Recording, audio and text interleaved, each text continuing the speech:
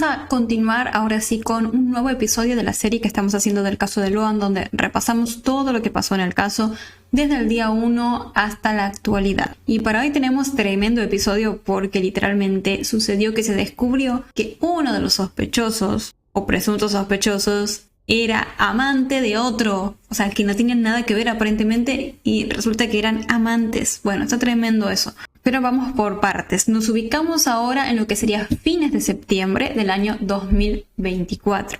Es decir, que Loan ya lleva más de 2 meses desaparecido. Durante esos días, los padres de Loan realizaron una entrevista en un canal de televisión y en la misma el padre, con una cara totalmente desencajada por el agotamiento, dijo una frase que en verdad te hiela la sangre. Estamos como el día 0, comentó. Y es que era muy duro, e incluso sigue siendo muy duro, escuchar ese tipo de frases. Para ese momento nos encontrábamos a más de 100 días de la desaparición de Loan. Como sabemos, para ese entonces ya había habido despliegues masivos, fuerzas de seguridad por todos lados y demás. Pero el padre de Loan sentía que no se había avanzado ni un poquito en la búsqueda para encontrar a su hijo. Y realmente tenía toda la razón con sentir eso, porque esa parálisis brutal del caso a 100 días tiene que ver con todas las decisiones que se tomaron en las primeras 48 horas, o mejor dicho, las decisiones que no se tomaron. Como sabemos, desde un principio, la primera hipótesis que utilizaron las autoridades fue pensar que el niño se había extraviado. O sea, asumieron por defecto que un niño de tan solo 5 años había caminado solo por el monte y se había perdido. Y esta hipótesis inicial quizás funcionó como una especie de cortina de humo perfecta, haciendo que se perdieran por completo días críticos. Y esa situación lógicamente le venía perfecto a las personas que realmente sustrajeron y se llevaron a Loan.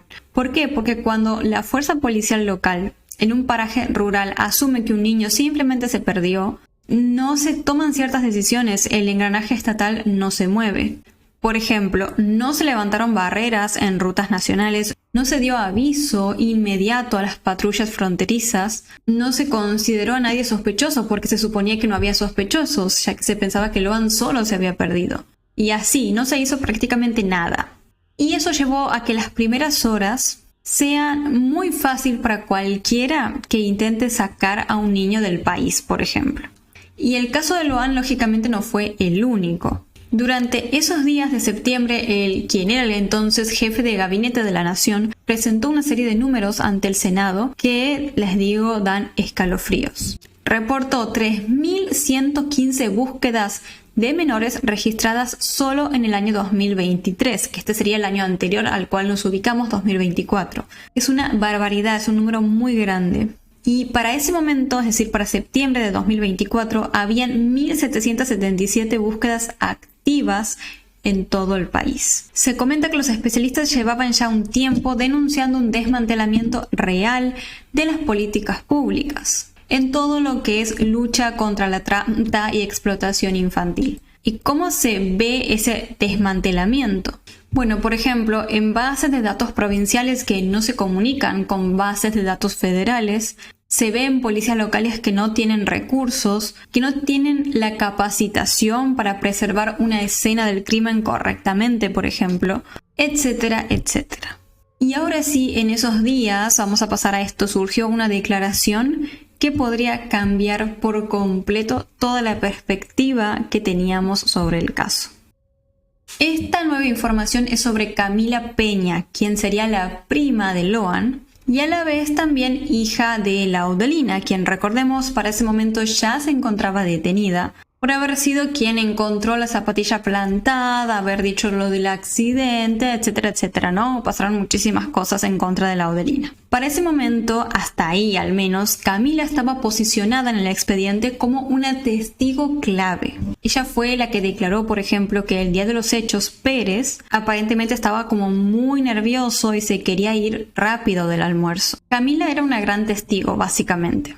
Pero en esos días, como les digo, surgió un rumor que cobró un peso inmenso en la investigación. Se indica que Camila presuntamente mantenía una relación sentimental oculta con el propio Carlos Pérez, que recordemos de por sí estaba casado con Cayaba, ¿no? Y ustedes dirán, bueno, pero es un vínculo amoroso que nos importa, pero sí nos importa porque esto, si llega a ser verdad, cambiaría por completo la narrativa entera que teníamos sobre el caso. ¿Por qué? Porque si la persona que está señalando con el dedo al principal sospechoso ahora resulta que tenía un romance secreto con él, es como, no sé, estar leyendo una novela de misterio y descubrir en la última página que el narrador en realidad es el culpable. Desde el punto de vista de la criminología, todo esto introduce un sesgo monumental en la investigación. Si hay un vínculo íntimo, cualquier relato por parte de la persona que está formando parte de ese vínculo ya no es el de una simple espectadora, de una testigo real. Cada palabra, cada acusación o cada detalle que pudo haber dado estuvo quizás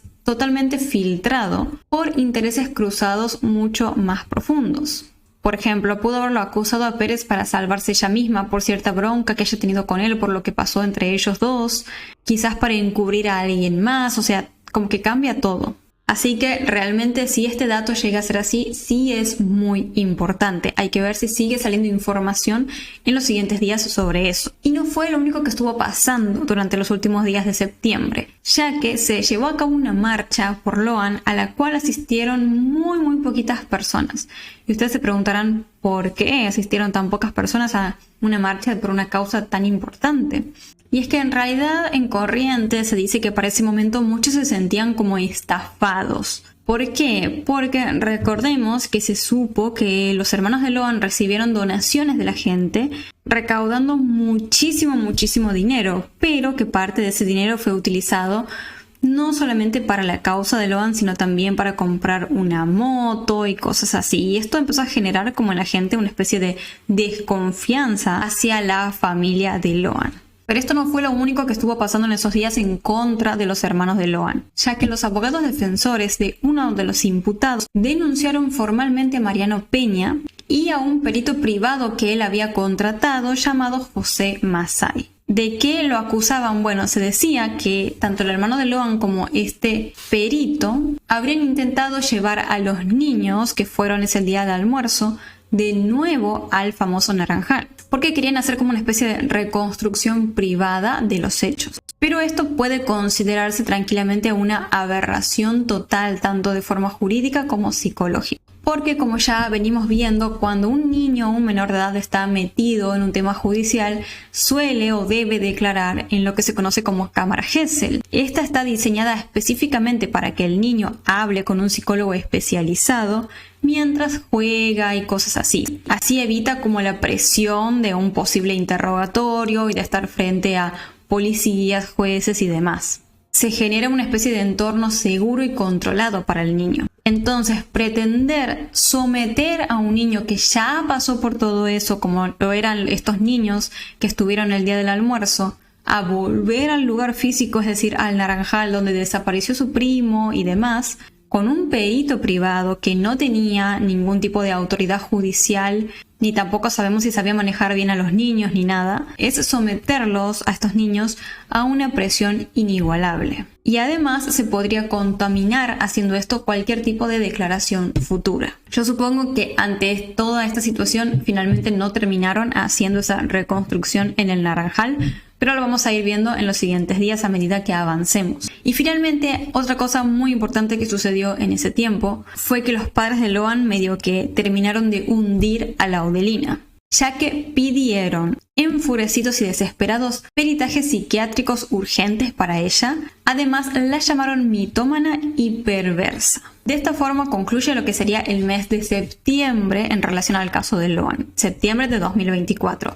Pasaron más de 100 días, la justicia ya tenía entonces a 16 personas detenidas, en una lista insólita que incluía tíos, primos, policías locales, exmilitares, peritos privados, etcétera, etcétera. Hasta un falso espía internacional tenemos en la lista. Para ese entonces ya se había desatado una crisis enorme a nivel provincial y se había movilizado literalmente el país entero. Y sin embargo, nada de eso a 100 días había respondido a la única pregunta que de verdad importaba e importa. ¿Dónde está Loan? ¿Qué pasó con él?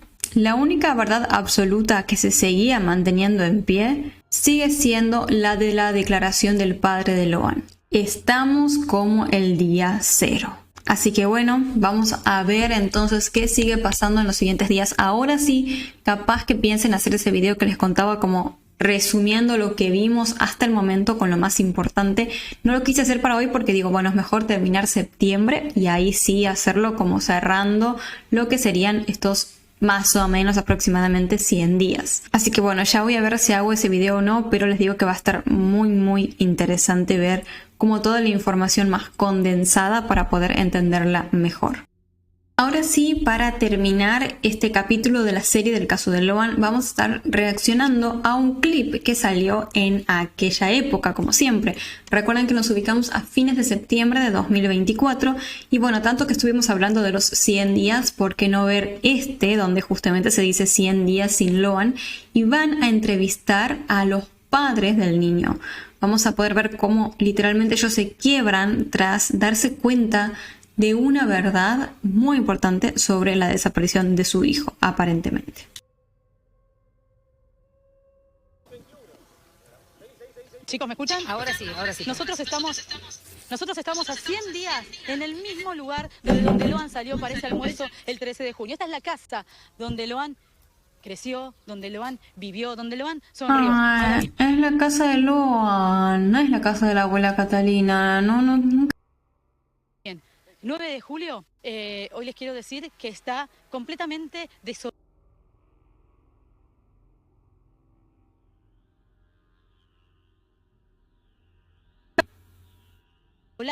¿Por qué? Porque hoy se cumplen 100 días y no saben absolutamente nada, ni qué pasó con Loan, ni mucho menos dónde está. La familia sigue teniendo acá una custodia policial, pero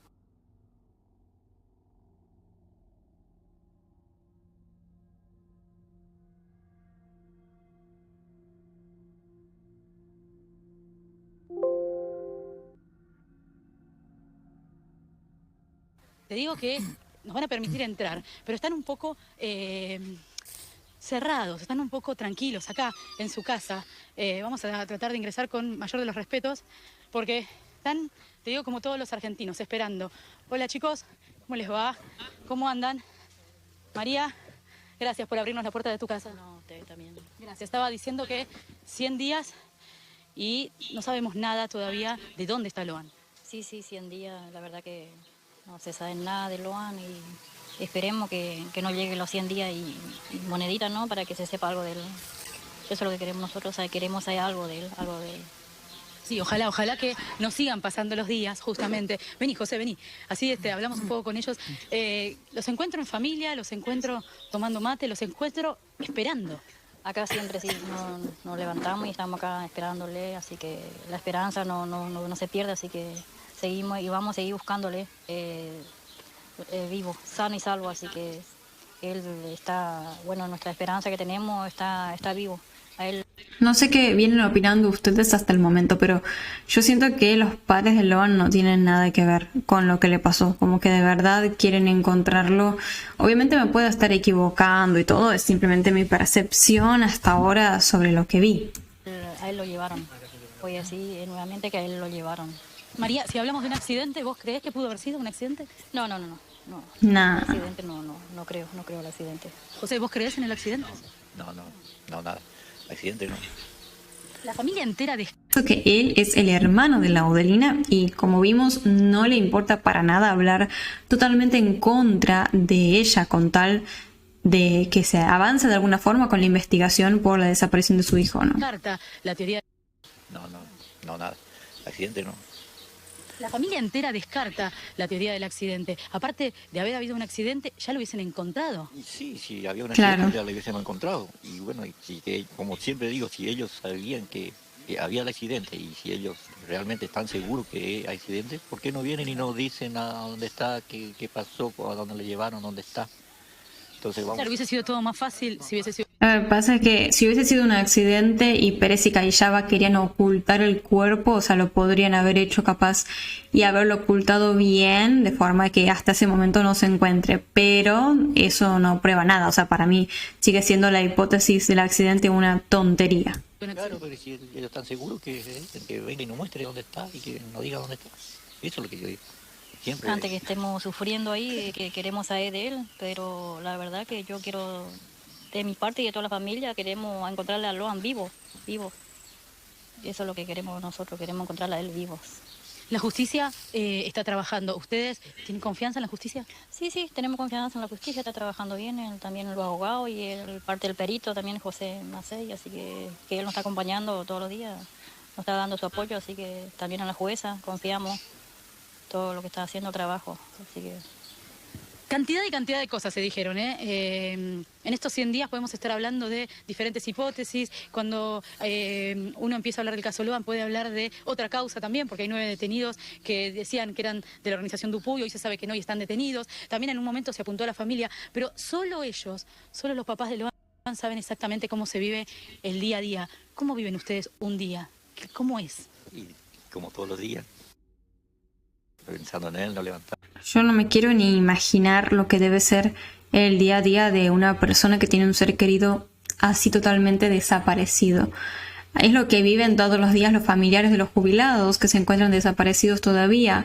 Lo que vivieron muchísimos años los hijos de Francisca Cadena sin saber qué le había pasado. Y bueno, los seres queridos de Loan también, ¿no? Vamos y todos los días iguales, así que no hay un día que no estamos dejando pensar en él, así que nos preguntábamos entre todos Sí. cómo puede ser, cómo le van a llevar, por qué se lo llevaron, para qué, si nosotros no le debemos, qué se lo llevaron, para qué.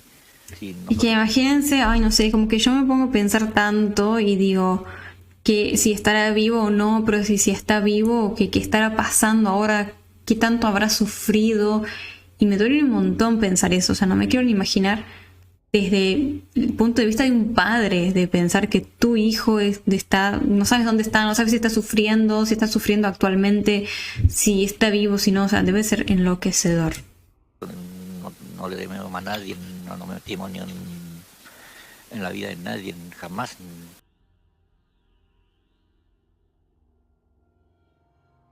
Ni un narcotráfico, como dicen, que hay nada. Porque se ha dicho tantas nosotros cosas. No tenemos nada de...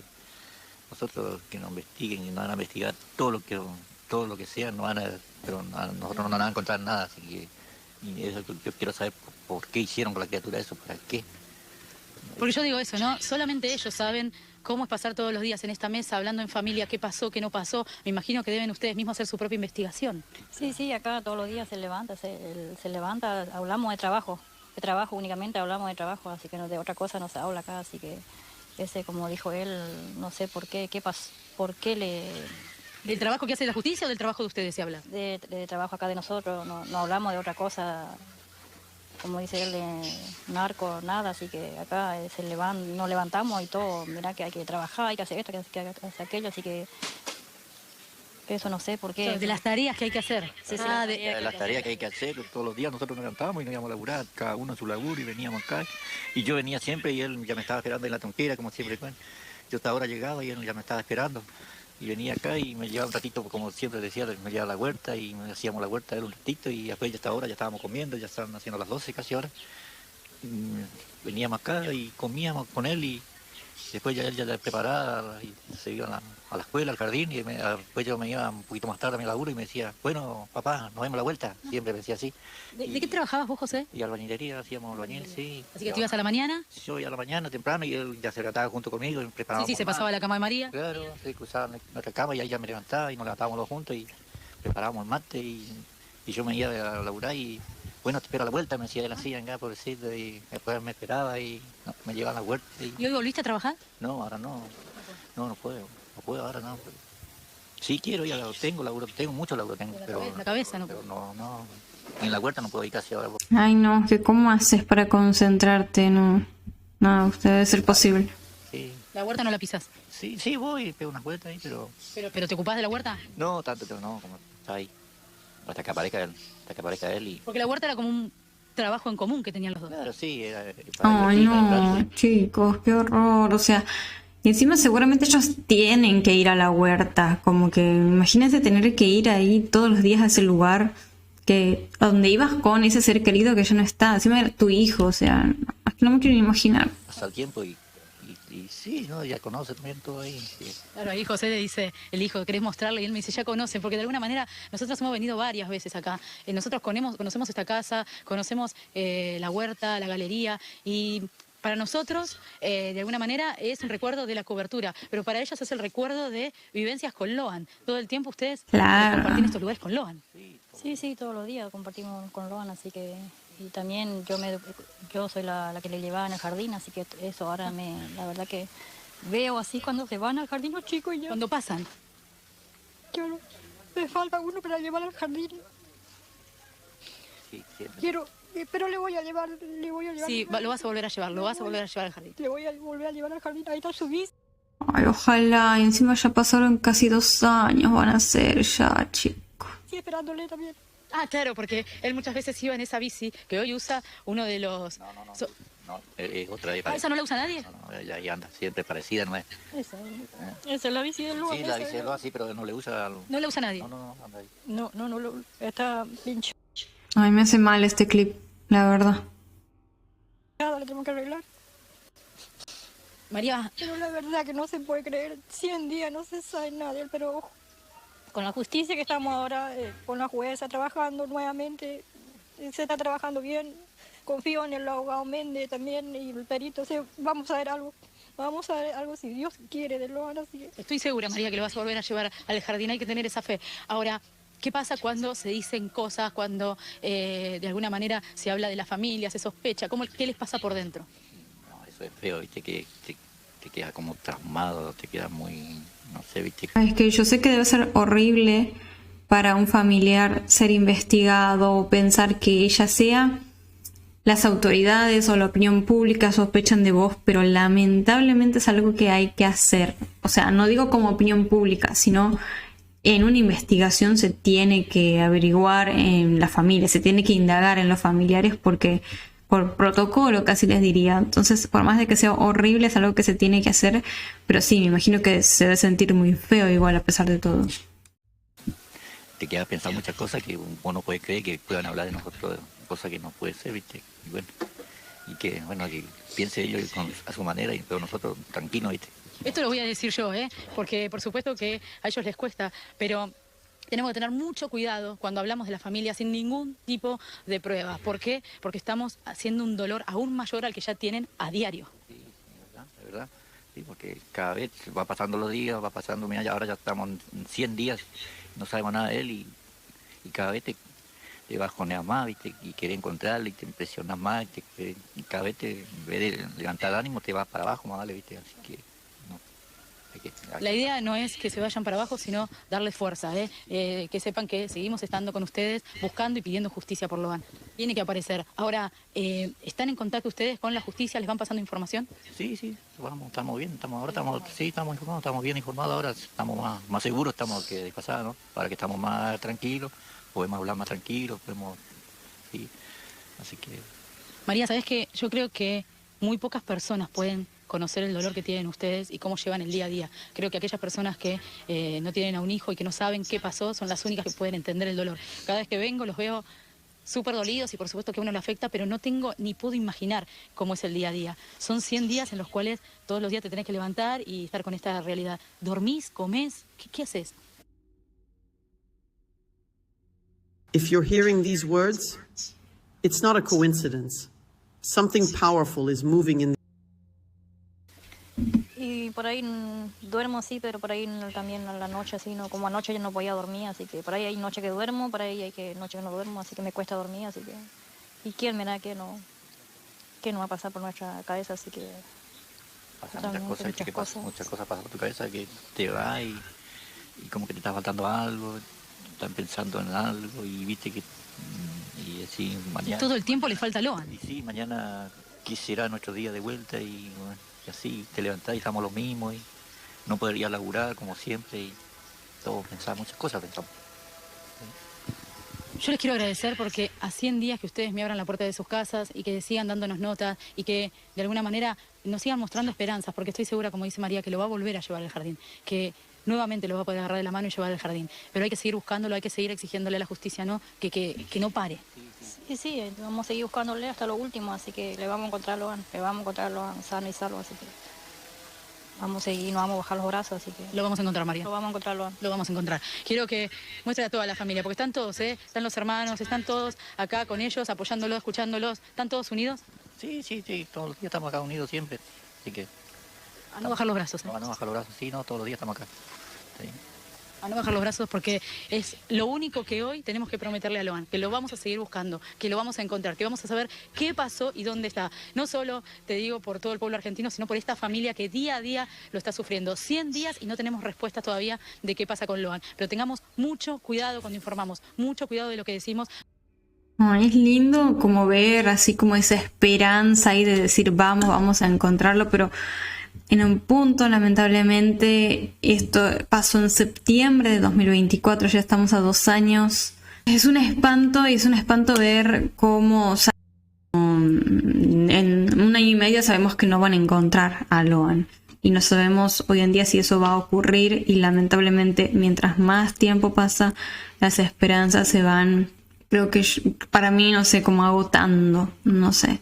A mí me hizo mal este clip, honestamente. Necesito como, no sé, distraerme un poco.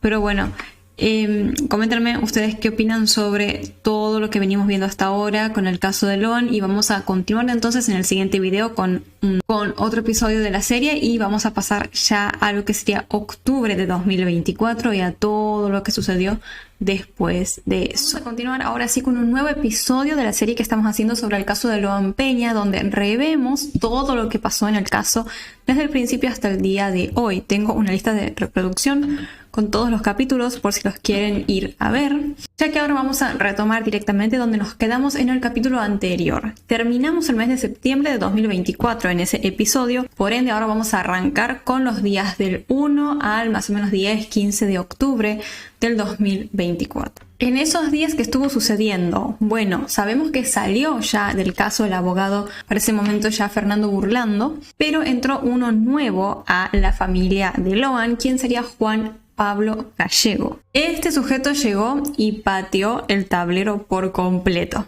por decirlo de alguna manera. Su primera acción pública fue afirmar con una seguridad que daba escalofríos que 2 parientes de Loan, Macarena y Camila, sabían exactamente qué había pasado el día de la desaparición. Y claro, esa sola declaración desató un pánico interno brutal, al punto en que la madre de Loan llegó como a un punto de quiebre. Se dice que irrumpió ella en la casa de Macarena y le exigió a gritos que diga la verdad. Ante toda esa situación, Macarena hizo algo muy particular. Buscó refugio en la televisión. Salió a hablar en un programa del canal A24 totalmente a la defensiva. Ella dijo que no sospechaba de nadie, que en el almuerzo eran todos de confianza y que es una víctima más de toda la confusión. Pero una cosa era lo que ella salió a hablar en televisión y otra muy distinta es lo que apareció en unos audios de WhatsApp. Un audio que se filtró que reveló una verdad totalmente escalofriante. Pero antes de pasar a ese audio es importante aclarar o ver qué parentesco real tenían estas 2 mujeres con Loan, porque aquí hay una confusión tanto de mi parte como de los medios de comunicación, porque ustedes saben que toda la información para hacer este contenido se saca de fuentes públicas y se ve que en los medios también hubo una confusión. No obstante, ustedes me lo aclararon en los comentarios. Según me dijeron, Macarena es la hija biológica de Laudelina Peña, es decir, la tía de Loan, la que plantó el botín, la que dijo lo del accidente, todo eso. Mientras que Camila no es hija de Laudelina, Camila Núñez es la sobrina política, porque está casada con Diego Huevo Peña, quien es sobrino de Laudelina e hijo de una hermana de esta. Todavía me las confundo, y como que se me cruzan las informaciones y las fotos también. Así que perdón si sigo cometiendo algunos errores, pero bueno, voy a tratar de no hacerlo, obviamente. Vamos a repasar entonces. Macarena Peña, hija biológica de Laudelina. Camila Núñez no es hija de Laudelina, sino sobrina política. Dicho esto, entonces vamos a proceder con lo que se filtró en ese audio de WhatsApp. El audio era de la propia Macarena y destruyó por completo su defensa de la televisión. En ese audio, con un tono mucho más crudo, ella detalló una cronología operativa. Menciona ciertos tiempos que se dieron en el Naranjal, pero lo peor es que describe a un hombre llevándose a Loan y da 2 detalles clave. Primero dice que el hombre no tenía capucha, porque se habló de un encapuchado, del cual ya vamos a ver información, pero dice que a pesar de eso no le vio bien la cara. Además comentó que este hombre le dio una orden directa al tío de Loan para que se parara a 50 o 60 metros de distancia de una tranquera. Estamos hablando, si esto es verdad, de un supuesto secuestrador que se encontraba ahí a plena luz del día, frente a la familia y a cara totalmente descubierta, mostrando una impunidad absoluta. O mínimamente siendo consciente de que él tiene el poder para silenciar a cualquier persona. O incluso también podría asumir que los adultos que están ahí ya son parte del negocio y del plan. El abogado de 2 detenidos, Mónica Millapi y Fierrito Ramírez, confirmó supuestamente la existencia de estos audios y dijo categóricamente que a Loan se lo llevó un conocido y que es un tema intrafamiliar. Pensar que solamente es un tema intrafamiliar igual es un poco incoherente, porque estamos hablando de que se tendría que haber tratado de un tema intrafamiliar dentro de un pueblo súper chico y que hay un grupo bastante grande de personas que no hablan, no dicen nada, se mantienen como una especie de pacto de silencio. Y si fuera algo así tan chiquito, ¿por qué se hubiesen mantenido en ese silencio tanto tiempo? Muchas veces tendemos a pensar que la familia va a proteger a la misma familia por amor. Y no siempre suele ser así. En criminología se suele ver que los encubrimientos colectivos son súper frágiles. El encubrimiento no se suele sostener por lealtad, sino más bien por terror mutuo. Es decir, que esta gente, todos los detenidos que están callados, que estaban callados hasta ese momento, hace más de 3 meses, sin hablar, sin decir nada, no estaban sin aportar información y manteniendo ese pacto de silencio porque, vamos a proteger a nuestra familia amada porque este es un tema intrafamiliar. No, estaban callados y están callados todavía porque posiblemente le tienen miedo a algo que hay atrás del caso que es mucho más grande. Por otra parte, también no solamente se filtraron esos audios, sino también una serie de mensajes de Camila. En realidad no es que se filtraron, sino que la policía peritó el celular de Camila y ahí encontró estos chats con una familiar llamada Abigail. En los mismos, Camila hace unas revelaciones escalofriantes. En uno de ellos ella escribe textual: dijo Pérez que Loan está con un hombre y que está vivo. Agregó además que Carlos Pérez quería negociar con el fiscal, o sea, algo que es totalmente espantoso. Y la respuesta que dio esta tal Abigail en ese chat no se queda atrás. Hablando de Cayaba dice lo siguiente: ojalá tenga piedad de lo que hizo. Y acordémonos del rumor que se reveló en los días anteriores, que vimos en uno de esos episodios, que Camila, se decía que Camila, esta testigo clave, supuestamente tenía una relación sentimental clandestina con Carlos Pérez, el marido de Cayaba. En este caso no estamos hablando de un par de mentirosillos, de un par que tenían una relación sentimental y ya fue. No, tenemos 7 personas imputadas por captación ilegal con fines de explotación. Cargos gravísimos, claramente. Y además habían y hay otras 9 personas presas por falso testimonio y encubrimiento. Estamos hablando de 16 detenidos en total, o sea, como les decía, es complicado pensar que todo esto haya sido algo intrafamiliar.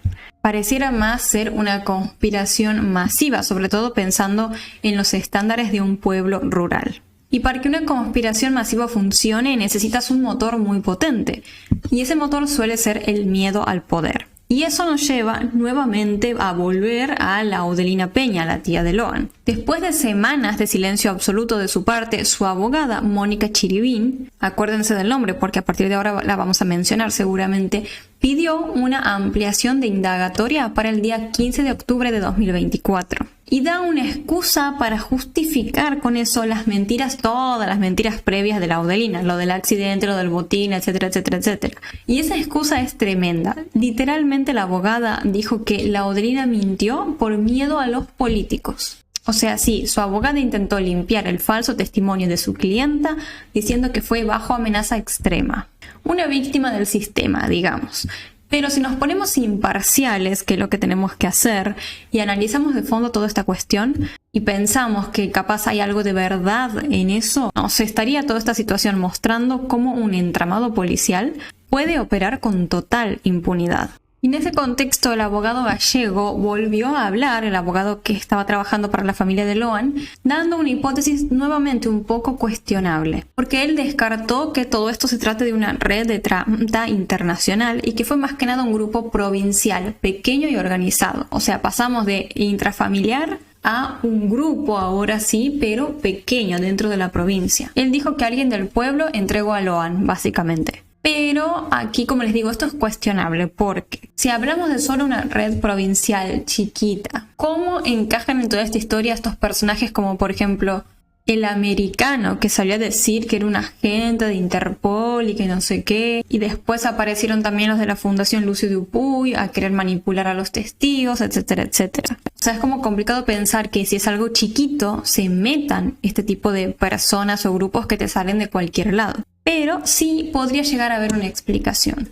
La explicación más lógica, basándonos en cómo operan este tipo de perfiles, podría ser el oportunismo.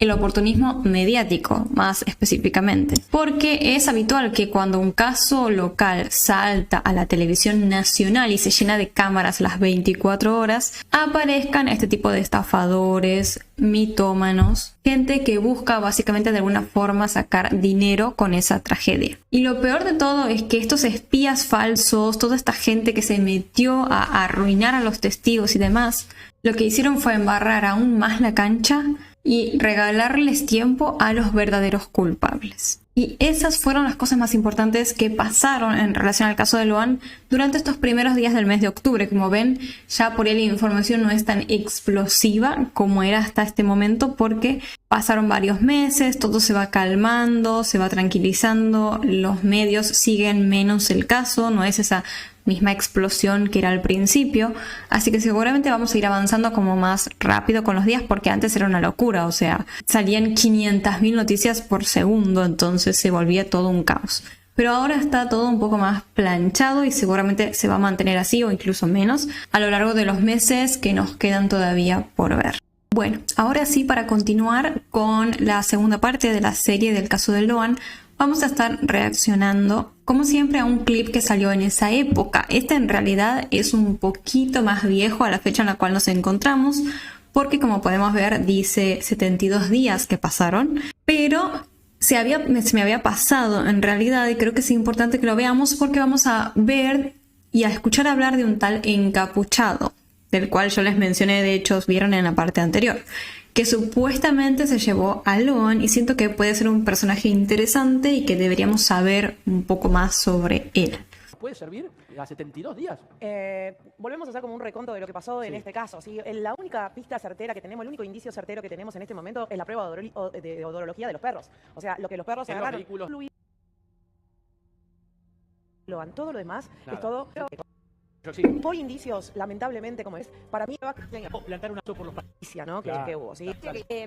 Previamente se había encontrado, no sé si esta prueba es certera o no, lo que me están comentando acá en el chat, pero podría haberse encontrado anteriormente, también la misma remera en el río Santa Lucía. Bueno, Cristian Eche, la famosa alcantarilla o el desagüe, ya cae la noche, Cristian, y estoy viendo también, creo que arriba mío, y vos me vas a decir, la famosa alcantarilla o el desagüe, creo que esto lo grabaste vos o el muchacho del móvil, contame. Así es, Esteban. Llegamos al lugar donde nos marcaba el doctor Hanson. Justamente esta alcantarilla, aproximadamente 30-40 metros de Naranjal. En este lugar es parte de donde es el camino también. Parte de donde es el camino hacia este lugar. Y lamentablemente ahora bajó la luz. Pero igual vamos a apreciar el claro que hay acá. Vamos a caminar hasta donde podamos, también por cuestiones de señal. Pero para que la gente entienda, la gente está al otro lado, porque uno no conoce, uno quizás lo ve en su casa y dice, bueno, hay mucho arbusto, quizás no se vea. Pero el claro que hay desde la tranquera hacia el Naranjal, donde está atrás mío, cuidado que acá hay agua. Para que vamos a... Hubo un temporal fuerte hace unos días, acá mirá. Hubo un temporal fuerte hace unos días. Ahí está, venimos por acá. Ahí está, Ahí está, estamos trabajando en vivo acá con Pablo, el equipo. Eso, ahí va. Reconstruyendo la ruta, el camino. Este es el camino que realizaron para ir del Naranjal hacia lo de la abuela Catalina. Justo este camino. Y vos fíjate el claro que hay acá. Yo, fíjate, puedo ver de acá a 100, 200 metros, puedo ver si veo a alguien. De día, obviamente, de día, de noche no. Un lugar donde se llega a pie. Cristian, ¿me escuchás? Sí, Jorquito. ¿Sabés qué? Te quería pedir Ahí está, si es que podés... Aparte creo que te va a llamar la atención si vos estás ahí y ves la figura de alguien que no reconoces, porque no es un lugar súper transitado como para pensar que un vecino o lo que sea. Arriesgás, si no te expones, ¿se podrá visualizar esa famosa alcantarilla? ¿Se podrá ver qué es lo que se alcanza a ver desde tu posición hacia adentro? Si le puedes dar un poco de iluminación artificial para ver ¿de hay. dónde va? Y a mí me llama la atención porque no escuché nada con respecto a una inspección en esa alcantarilla. Y tampoco he visto imágenes. Capaz que se me pasó por alto porque tampoco puedo estar las 24 horas mirándolo, pero... Naranjal. Detrás de este árbol que está detrás es el naranjal. Vos fijate, el naranjal, ¿no? La persona que sale y mira desde acá, yo me paro acá, en la entrada del naranjal, y miro hacia el portón, se va a ver clarísimo. Es más, te diría que hasta puedo reconocer a la persona. ¿Ah, sí? Haciendo esta inspección ocular. Llegamos hasta ahí, ¿no? Bien. Llegamos hasta acá, con el cable, ahí está. Justamente, si yo me paro en este lugar, que es la entrada del naranjal, y podemos llegar hasta acá, y miro hacia el portón, voy a ver clarísimo. Por lo menos lo voy a identificar a una persona. Ahora, si la persona está de esta manera, con una capucha, en esta posición, no la identificas. Yo a esta distancia no lo voy a reconocer, Claro. no lo voy a reconocer a nosotros. Imagínense ustedes que están ahí haciendo su vida normal y de la nada les aparece un tipo encapuchado así que no ubican, pero te da un miedo. Conozcan la campera, el buzo que teníamos colocado. Ahora vamos a volver hasta la alcantarilla, que era lo que nos marcaba el doctor Hanson anteriormente, de parte de lo que es la defensoría de Miyapi Ramírez, una pareja que había venido con sus sobrinos, que habían asistido a ese almuerzo y que se está intentando ver qué clase de conexión había entre ellos.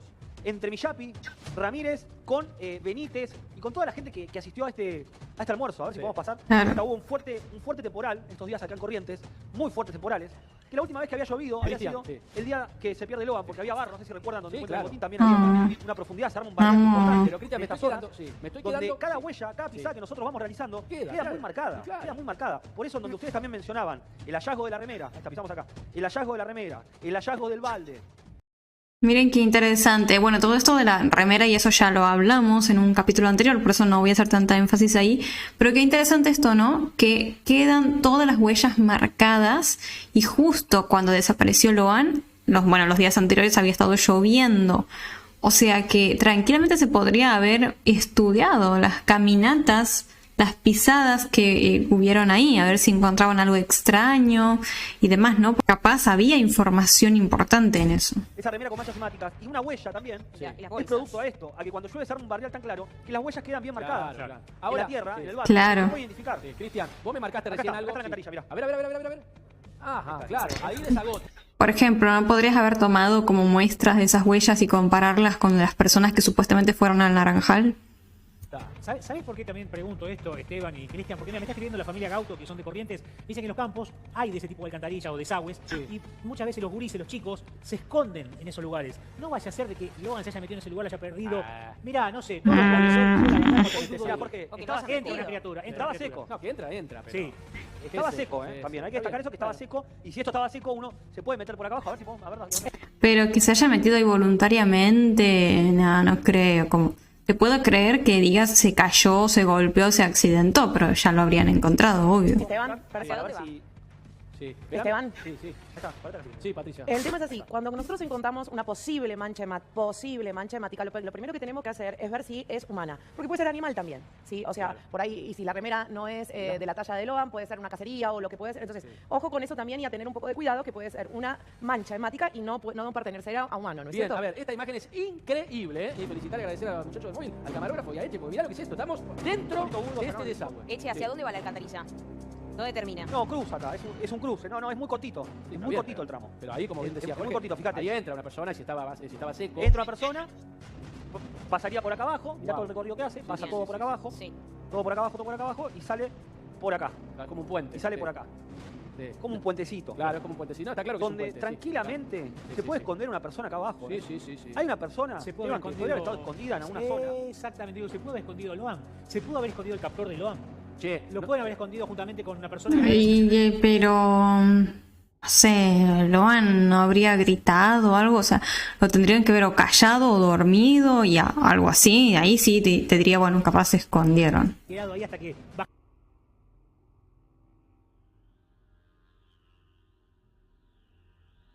la efervescencia de la búsqueda y después salir. Guarda con eso. Sí, está bueno. A ver, pará, no te metas vos, Cristian Eche, porque sos capaz. Digo, ahí entra, ¿vos crees que vos entrarías, por lo que viste, en ese diámetro? A ver, vamos a seguir. Ahí me está marcando el doctor que más adelante también más adelante hay otro desagüe. Claro, porque eso... parece que hay otro, a ver. Claro, son como puentecitos. Acá estamos, seguimos trabajando. Te está llamando el doctor Hanson. Mirá vos siendo una Sí, búsqueda. hay poca amigo. señal, yo tengo muy poca señal acá. Sí. Es impresionante esto. A mí me, Muy poca señal. a mí me mata hacer esto. Sí, espera un segundito porque vamos, esto me dejó muy inquieto el tema de la pista del hombre encapuchado. Este enigmático, supuesto hombre encapuchado, recién se ponía Cristian Eche la capucha y no se ve nada, así que claramente... Bueno, pero es de noche igual en ese momento. De todos modos, no es fácil distinguir una persona encapuchada, obvio, pero hay que tener en cuenta que en ese momento ahí están filmando de noche y todo se ve como más terrorífico, más siniestro y así. Puede haber existido esta persona que se podría haber llevado a Loan, esta persona que podría haber estado incluso escondida en ese desagüe. Así que ahora vamos a ver, mira, te pido una placa roja, vamos a compartir con ustedes, fíjate, este supuesto camino del hombre encapuchado, dale. 19-14, más información y tratando de llegar a la verdad, nosotros. Último momento. Yo me tengo una fe, esto lo resolvemos nosotros, Seguro. Primicia de crónica. El misterio de Loan, el camino que nadie vio. Y ahí lo tenemos, en una animación maravillosa. Hecha. Miren qué interesante. Hay una animación, parece, recreando el momento del naranjal, ¿no? Bueno, ahí tenemos el famoso y dichoso naranjal. Está Miyapi, Ramírez y Benítez.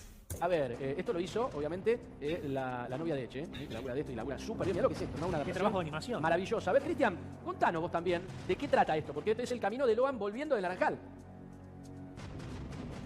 Técnicamente, claro, el camino que tendría que haber tomado él si volvía solito, como se dijo. Ramírez está Benítez, ¿no? En ese que se confirma, ¿no? Porque Laudelina vuelve antes, aparentemente, aunque esta gente... Y Laudelina vuelve antes. Y Yapi dicen que no lo vieron, que Loan volvió solo y esto salía certificado. Ahí nos vemos a todos, al grupo, ¿no? Cristian, contame cómo es. Sí, Esteban, perdón, sí, estamos chequeando la información justamente porque lo que me dicen es que más adentro, en dirección hacia Naranjal, tenemos una especie de cueva donde ahí hay otra alcantarilla. ¿Cueva? Hay otra zona ahí también. Hay de todo. Siempre Por eso, La palabra a ver, cueva... capaz tenemos que mover el móvil unos metros para mostrar ese lugar, Estamos laburando en vivo con el móvil, capaz tenemos que mover un par de metros más para llegar a esa zona. Destacar el laburo, por supuesto, porque hay que estar allí moviéndose, que la señal, que se corta, que levantar. A ver, ahí está la camioneta de Pérez y Cayaba, aunque están recreando como la idea del accidente, ¿será? Ahí aparece la camioneta. Viste que yo le hablo a Eche como si estuviera en el piso. El tipo está metido en medio de la nada. Mirá lo que es eso. Por eso te digo el esfuerzo también técnico y de producción del canal y de todos, humano, para que esto llegue a ustedes como lo están viendo exactamente. Esto no tiene precio, esto es una maravilla. Esto es una maravilla porque una cosa que te lo cuenta, viste que el abogado dice yo conozco el lugar y te lo cuenta y vos en Buenos Aires, qué sé yo. Claro. Yo no sé nada ahora que te lo muestre. A 800 kilómetros de distancia, una inspección ocular en tiempo real, con Eso un apoyo es logístico, con impresionante. profesionales en el piso, con un periodista que conoce la causa de Olvídate. pe a pa, más no se puede pedir. No, por eso digo, eso de la cueva, si vos vas, por nuevo, supuesto, Yo sí, nunca escuché, pero cueva con un desagüe. O sea, un montón de lugares, o por lo menos 2 o 3 lugares. Me da escalofríos un poquito, ¿eh? No les da como cosa ver esa animación, como que me hace pensar que de verdad quizá eso vivió Loan, empezó a caminar y lo agarraron, se aprovecharon allí, si lo levantaron, no sé. Este, presunto o misterioso, encapuchado, tranquilamente podría haberse escondido a la espera de... Ahora, ¿por qué Loan vuelve solo? ¿Por qué Lo Loan dejan vuelve solo? solo. Claro, ¿por qué vuelve solo, Eche? Que haya vuelto solo Loan por voluntad propia de la nada es demasiado conveniente para esta gente. Supongamos que él de verdad empezó a caminar solito, bueno, por ahí lo incentivaron a ir al naranjal, le dijeron, ay, ¿por qué no vuelves con tu papá? Anda caminando por ahí a algo, porque es muy conveniente, si estaban todos esperando técnicamente, si tenemos en cuenta esto, esperando para llevárselo. Sí, ahí estamos chequeando la zona, a ver si podemos llegar a ese lugar donde nos marcaba recién el doctor, que hay otra alcantarilla, por lo menos a 100 metros del Naranjal, cerca de lo que es el alambrado, al sector sur. A 100 es lo que metros. nos marca. O sea, 100 por metros. eso, Claramente cuando podría hablamos de la estar teoría Esto no lo de habíamos esta escuchado persona acá, exacto. Che, qué locura, ¿eh? Qué locura, ¿eh? Tenemos Qué que chequear locura. si podemos llegar, ahora lo vamos a ver. Y tengan cuidado, porque la verdad ahí, te digo, ese A terreno ver, es tremendo. en principio nunca habíamos visto No, esta alcantarilla, esto no lo vimos esto nunca. nunca lo habíamos visto nuevo y me sorprende que lo estemos viendo ahora, me sorprende que no haya sido parte de la investigación antes porque claramente ahí se puede esconder a alguien, claramente ahí podés esconder a un chico, o sea, la verdad que me sorprende Sí. que estemos descubriendo esto. ¿Sabes ¿Cuántos que días a esta pasaron altura de ya? la investigación 72 días. ¿Sabes que a mí no? ¿Sabes por qué no? Pero tenemos que ¿Sabes ir a por qué no? buscar Porque lo nosotros tengo que decir y en eso tengo que... Pero igual hay que tener en cuenta que en ese momento era de día, ¿será que te puedes ocultar tan bien? Che, o sea, si te metes en el tubo, sí. Pero no sé si dos personas caben, o sea, un adulto y un niño caben bien ahí. No sé. Me da más a que están en el hueco ese, podrían esconderse ahí. Bueno, por ahí con las plantas pueden tapar, no sé. Sano autobombo. Digo, eso porque está Cristian Eche y el móvil de Crónica allí, esforzándose, y esto hay que destacarlo porque es así, ¿eh? Es más fácil decir, che, acá no vamos a encontrar nada. Y ellos van y se meten, y fíjate, y meten la cámara dentro del caño ese, y van a buscar la otra cueva. O sea, van a buscar lo que no busca nadie. Entonces, claro, esto es como en la vida, en el fútbol, donde sea. Vos vas y vas y vas y lo terminás encontrando. Pero mirá lo que encontraste hoy. Por eso te digo, no lo vieron en 72 días, lo estamos viendo nosotros ahora. Nadie lo comentó antes. Lo que dijo el abogado recién y lo que está descubriendo Cristian de las alcantarillas no se había mencionado nunca antes. Bueno, la cueva. Dijiste la palabra. Qué raro eso, ¿eh? Es muy raro que no se haya mencionado. Ni siquiera para tenerlas en cuenta en lo que les decía de ver si se accidentó Loan ahí, cualquier cosa. La cueva y yo me quedé quieto, claro. ¿Cómo cueva? Pero esta alcantarilla tendría que haber roto a mazazos el primer día. Para ver si había algo adentro. No se roto, pero haberla analizado de adentro. ¿Cuánto tiene eso? ¿5 metros? ¿7 metros? Lo que dijo Cristian no es solamente una Hay alcantarilla. varias. Está yendo caminando justamente ahora a otra Es un alcantarilla. camino. Es para evitar que el Exactamente. cruce. Estamos hablando que son más o menos 5 o 6 caños de... Claro. Un cálculo que debe ser de Pero ahí 100 puede meter pulgadas, 100 pulgadas. cualquier cosa. Ahí puede guardar cualquier cosa. Una persona... Armas. Ah, bueno. Una persona. Pero estamos hablando de... Hay O un tal vez también podemos, a ver, acá no nos tenemos que olvidar de que acá hay uno de los detenidos que estaba vinculado directamente con el narcotráfico. No lo digo yo, lo dice directamente la familia de Loan. El doctor Hanson que dijo se esto también. encargaba de ir a buscar la falopa que tiran desde los aviones a este campo. Bueno, capaz que en este lugar guardaban cosas. Capaz que guardaban la droga, por ejemplo, en este lugar, y hoy lo estamos viendo por primera vez, y capaz que guardaron otra cosa en un momento. Capaz que lo guardaron a Loan y se lo llevaron de ahí. Porque, a ver, acá ya había un modus operandi, había alguien que trabajaba, había alguien que conocía bien el campo. Lo conocían bien y tenemos un celular que se va, y lo tenemos bien identificado, que se va de la zona de donde estaban los otros 3 teléfonos para otro lado. Eso sí, lo vimos, ¿se acuerdan? En uno de los episodios anteriores que habían encontrado un celular que no correspondía a ninguna de las personas que técnicamente fueron al Naranjal. O sea, como que un celular estuvo ahí, no es que encontraron el aparato, sino registraron que hubo un celular de otra persona moviéndose en la zona en esa hora. No me vengan a decir que a Loan no se lo llevaron. Igual es se lo llevaron difícil claramente. guardar a un niño ahí, ¿eh? Sí, pero también... Depende cómo está. Sí, ese es el tema. Estaba despierto. Claro, solo tienes que dormir algo, porque si no, no se puede. En 30 segundos a la criatura lo dormís. Igual no demos tantas ideas. No, pero existe. Sí, ya lo hemos visto. Y además sabíamos que Pérez y Callao trabajaban en un hospital, así que tenían acceso a ese tipo de medicamentos. Está bien lo que dice Sara. Lo que está diciendo Cristian es que hay más de una alcantarilla. Ahí Claro. está diciendo que cerca del Naranjal cueva? había otra más. Y A una 100 cueva. metros, a 100 metros. No voy a decir, pará, a 100 metros, una cueva, un caño donde se puede esconder cualquiera. Me mencionaste el tema de la capucha. Pero yo nunca escuché un registraje en las alcantarillas, en los que aparentemente son desagües, en los desagües, en las cuevas. Nunca se Tal cual eso, en ningún momento comentaron, revisamos aquí esta zona de la alcantarilla porque es importante, o sea, nunca lo comentaron. que los peritos estén investigando en esos lugares. Escuchame, Ale, hace, no sé, 2 o 3 semanas hicimos con José, uno de los hermanos de Loan, nosotros un operativo y había un pozo ciego, decía acá, se cae Rambo. Digo, o sea, hay un montón de lugares donde evidentemente no hicieron ningún tipo de rastrillaje. Y por ahí lo hicieron y está dentro de la causa, pero nosotros no tenemos tenido conocimiento. Si no lo sabe Echi, que está todos los días ahí. El 30 de julio se levantó el secreto de sumario, se hubiera sabido, alguien lo hubiera dicho, alguien hubiera instalado Está esto. bien, De hecho, el entonces. abogado lo debe haber sacado de ahí también, o de haber hecho una inspección ocular en el lugar, pero nunca nadie lo dijo en los medios, y es muy raro también, ¿no? Ahora, Fabián, ¿te suena que una persona se puede esconder en una cueva, en un caño? Y a veces el momento de esconder a alguien puede ser. Son caños grandes ahí para que pasen los autos. Porque eso estaba seco en ese momento. Puede pasar, sí, puede Ajá. pasar. Yo sigo insistiendo de que hay maneras de trabajar. Es cierto que la policía de Corrientes trató de embarrar todo lo que pudo. Por lo menos más Fue un fiel. desastre. Pero casa por casa, nadie te puede decir, no entres. Sí, pasa. Casa por casa, casa por casa, casa por casa. Bueno, ahí está la responsabilidad. Laguna por laguna. ¿Hace cuánto que estamos? 72 días, vamos, ¿qué pasa? Ahí está la Movemos responsabilidad. tierra, te muevo 5 escuadrones de gendarmería, ejército, vamos a encontrar al nene. Pero Esto pasa que ganaron no debe pasar. Insisto con eso, ahí está la responsabilidad de no haber alertado y haber puesto la alerta a Sofía inmediatamente. Lo que pasa es que hay provincias que no tenían convenios. Por pero- algo, ¿no? pero- Por algo será que sí. no tenían convenios, ¿no? Ahí, Bien, ¿cuántos bueno. chicos se perdieron en Corrientes? ¿Cuántos chicos se perdieron en Misión? Nosotros el día siguiente, ahora el sábado siguiente, estuvimos ahí. o sea, la desaparición fue el jueves, el viernes a las 15 horas hicimos la primera nota con la madre de Loan en este canal, y al otro día nosotros estábamos pidiendo, ¿te acordás, Esteban? Con los bomberos. Puerta por puerta, Sí, sí. rompan Alerta todo, Sofía, sí. entren a la Cierren- casa. cierren todo el pueblo. Nadie hizo un carajo, no les importaba nada porque querían esto, ¿eh? No, a ver, Es que así son las horas clave. En ese lapso de tiempo tienes que actuar bien sí o sí. querían esto, querían esto. Yo creo que no esperaban casualmente que tuviera la repercusión que está teniendo. Acá hay una banda organizada que actuó antes de que pase lo de Loan y que cuando pasa lo de Loan ya estaba armada y estaba lista para encubrir, porque justamente lo que no querían es que, digamos, que se conozcan los negocios espurios que venían llevando adelante. Claramente, Ese es el tema, por eso hay un encubrimiento de primera Como está diciendo instancia. Fabián, creo que apuntaban a que suceda como un caso natural, Tal cual. y lo digo entre comillas y tristemente natural, un caso de una desaparición más, de un nene más en una provincia. Ale. O sea, no esperaban esta repercusión. a la semana salió la Udrina con la pista pista del accidente. Eso mismo. Y hoy nos encontramos, 70 días después, con que una remera. hay una remera y con que encontramos 2 cañerías. Eche está recorriendo en este momento un lugar donde dice que hay una cueva, y todo eso nosotros no lo pudimos ver, no encontramos una persona que nos hiciera un comentario cuando todo el pueblo estuvo en el lugar trabajando. Entonces, lo que no me queda claro es por qué no nos enteramos de estas cosas antes. Y pedimos registro de todo. ¿Cuántas avionetas pasaron por ahí? ¿Quiénes eran los que pasaban? ¿De qué país venían? Empezamos a pedir todo. Bueno, apareció una Empezamos a avioneta. echar todo el tiempo. Fuerza Federal lo toma después. Apareció una avioneta toda preparada para llevar cocaína, tirada en un campo cerca. Dentro de la bolsa arpillera, dentro de una de las... En realidad era una bolsa arpillera, bolsa con arpillera alimento balanceado adentro para animales, y dentro de esa bolsa había otra bolsa arpillera que es la que tiene rastros de sangre y bueno, que están siendo analizados. La bolsa arpillera se usa mucho en el contrabando de marihuana. Tiene Se guarda en bolsa la arpillera. bolsa tiene una inscripción de una empresa de la zona, y adentro de la bolsa hay alimento balanceado para animales.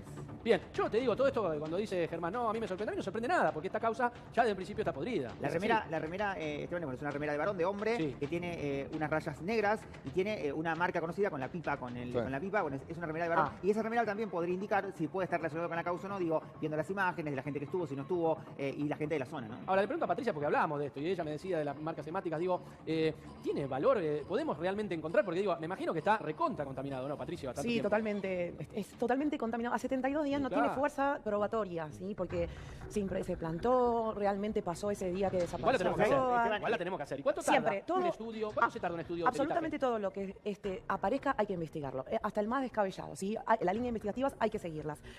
¿Cuánto tiempo? Son pruebas relativamente fáciles de hacer. Lo que pasa es que necesitamos un cotejo, ¿sí? Necesitamos, digamos, ¿Los rastros comparativos? Los rastros comparativos que sean fehacientemente y certeramente que provenga de la familia de Loan. Patricia, hablabas hace un ratito, y que lo hablamos con Esteban al principio del programa, de romper el pacto de silencio entre las 7 personas que hay detenidas. ¿Quién tiene que llevar adelante En ese momento eran 7 personas recién todavía. esta ruptura del pacto de silencio? Porque claramente entre esos 7 está parte de la verdad completa o la implicación total o la explicación total del hecho. ¿Quién debe llevar adelante eso? Para mí, muy buena pregunta. Para mí, un psiquiatra forense o un criminólogo, ¿sí? Que obviamente se sabe cómo tratar y cómo tener estrategia para que estas personas puedan romper ese pacto. Un equipo interdisciplinario.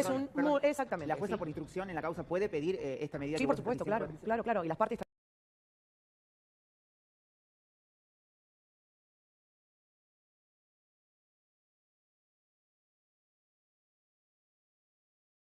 O ella sugirió, se podría hacer un careo, pero lo estoy diciendo, Claramente podría haber sido una de las zonas donde esperaron o donde trabajaron el tiempo que necesitaron para trasladar. Ahí está, ahí tenemos una luz, vamos a avanzar.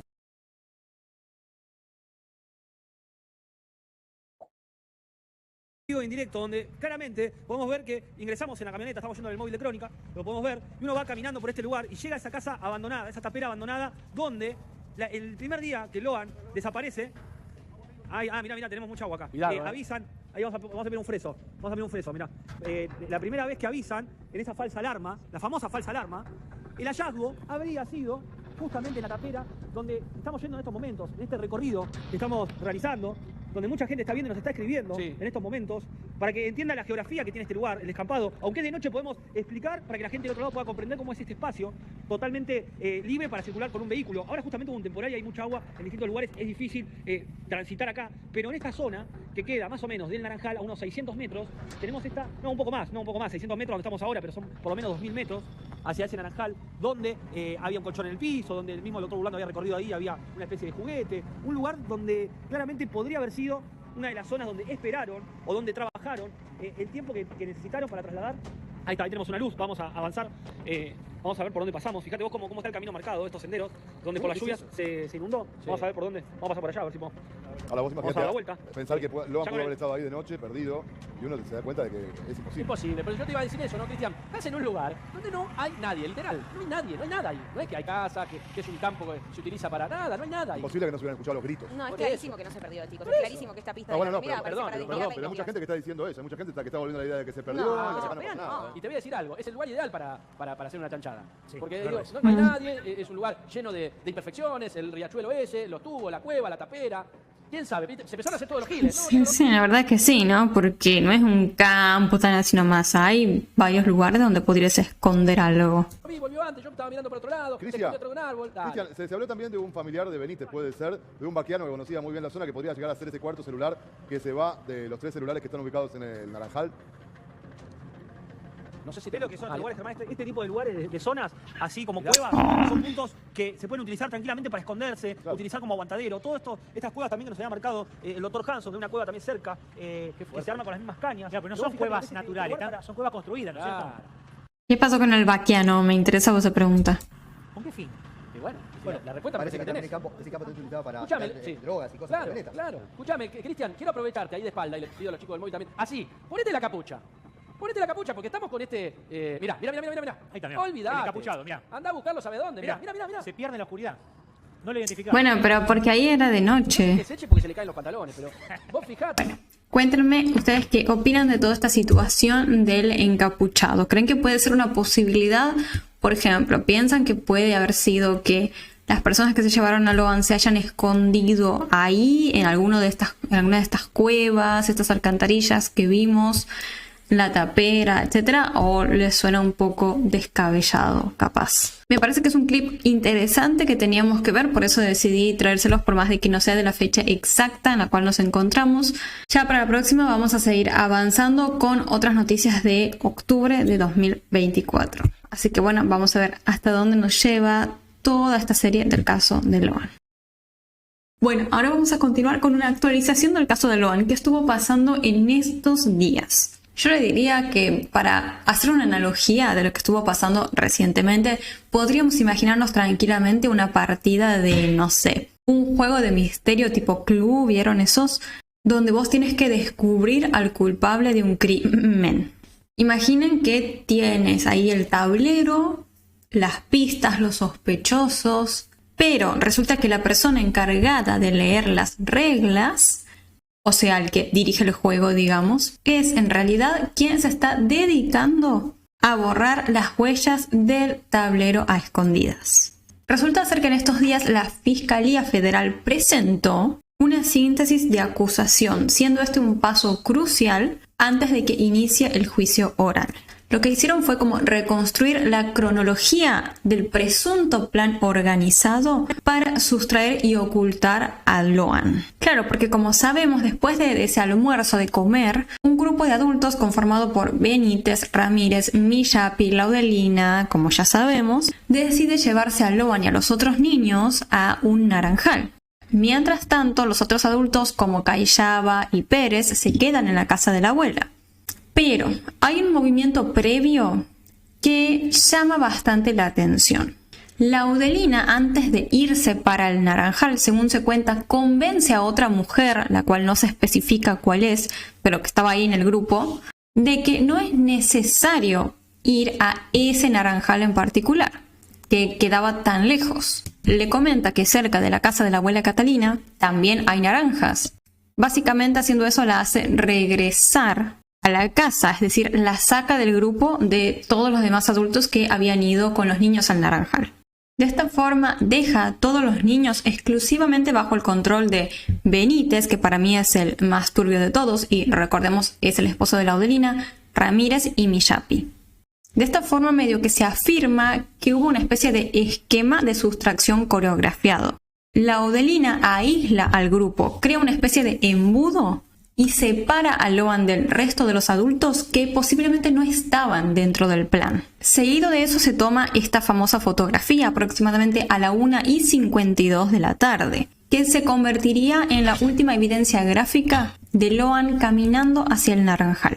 A partir de ese preciso minuto, la presencia física del niño se desvanece por completo. Los testimonios de los otros niños sabemos que son muy cambiantes, ya en la serie vimos por qué, pero en general afirman medio que ellos llegaron al naranjal, Loan jugó un ratito ahí y luego simplemente desapareció. De esta forma podemos deducir que la ventana de desaparición sucede entre las 13:52 y las 14:25. Sería una ventana de media hora más o menos. ¿Y por qué ponemos como límite 14:25? Porque en ese horario se registra el llamado telefónico de Antonio Benítez, que estaba en el naranjal. Él llama a Laudelina en ese momento y le dice básicamente que no encuentra a Loan. Pero esta, como ya vimos, no fue una llamada cortita ni mucho menos.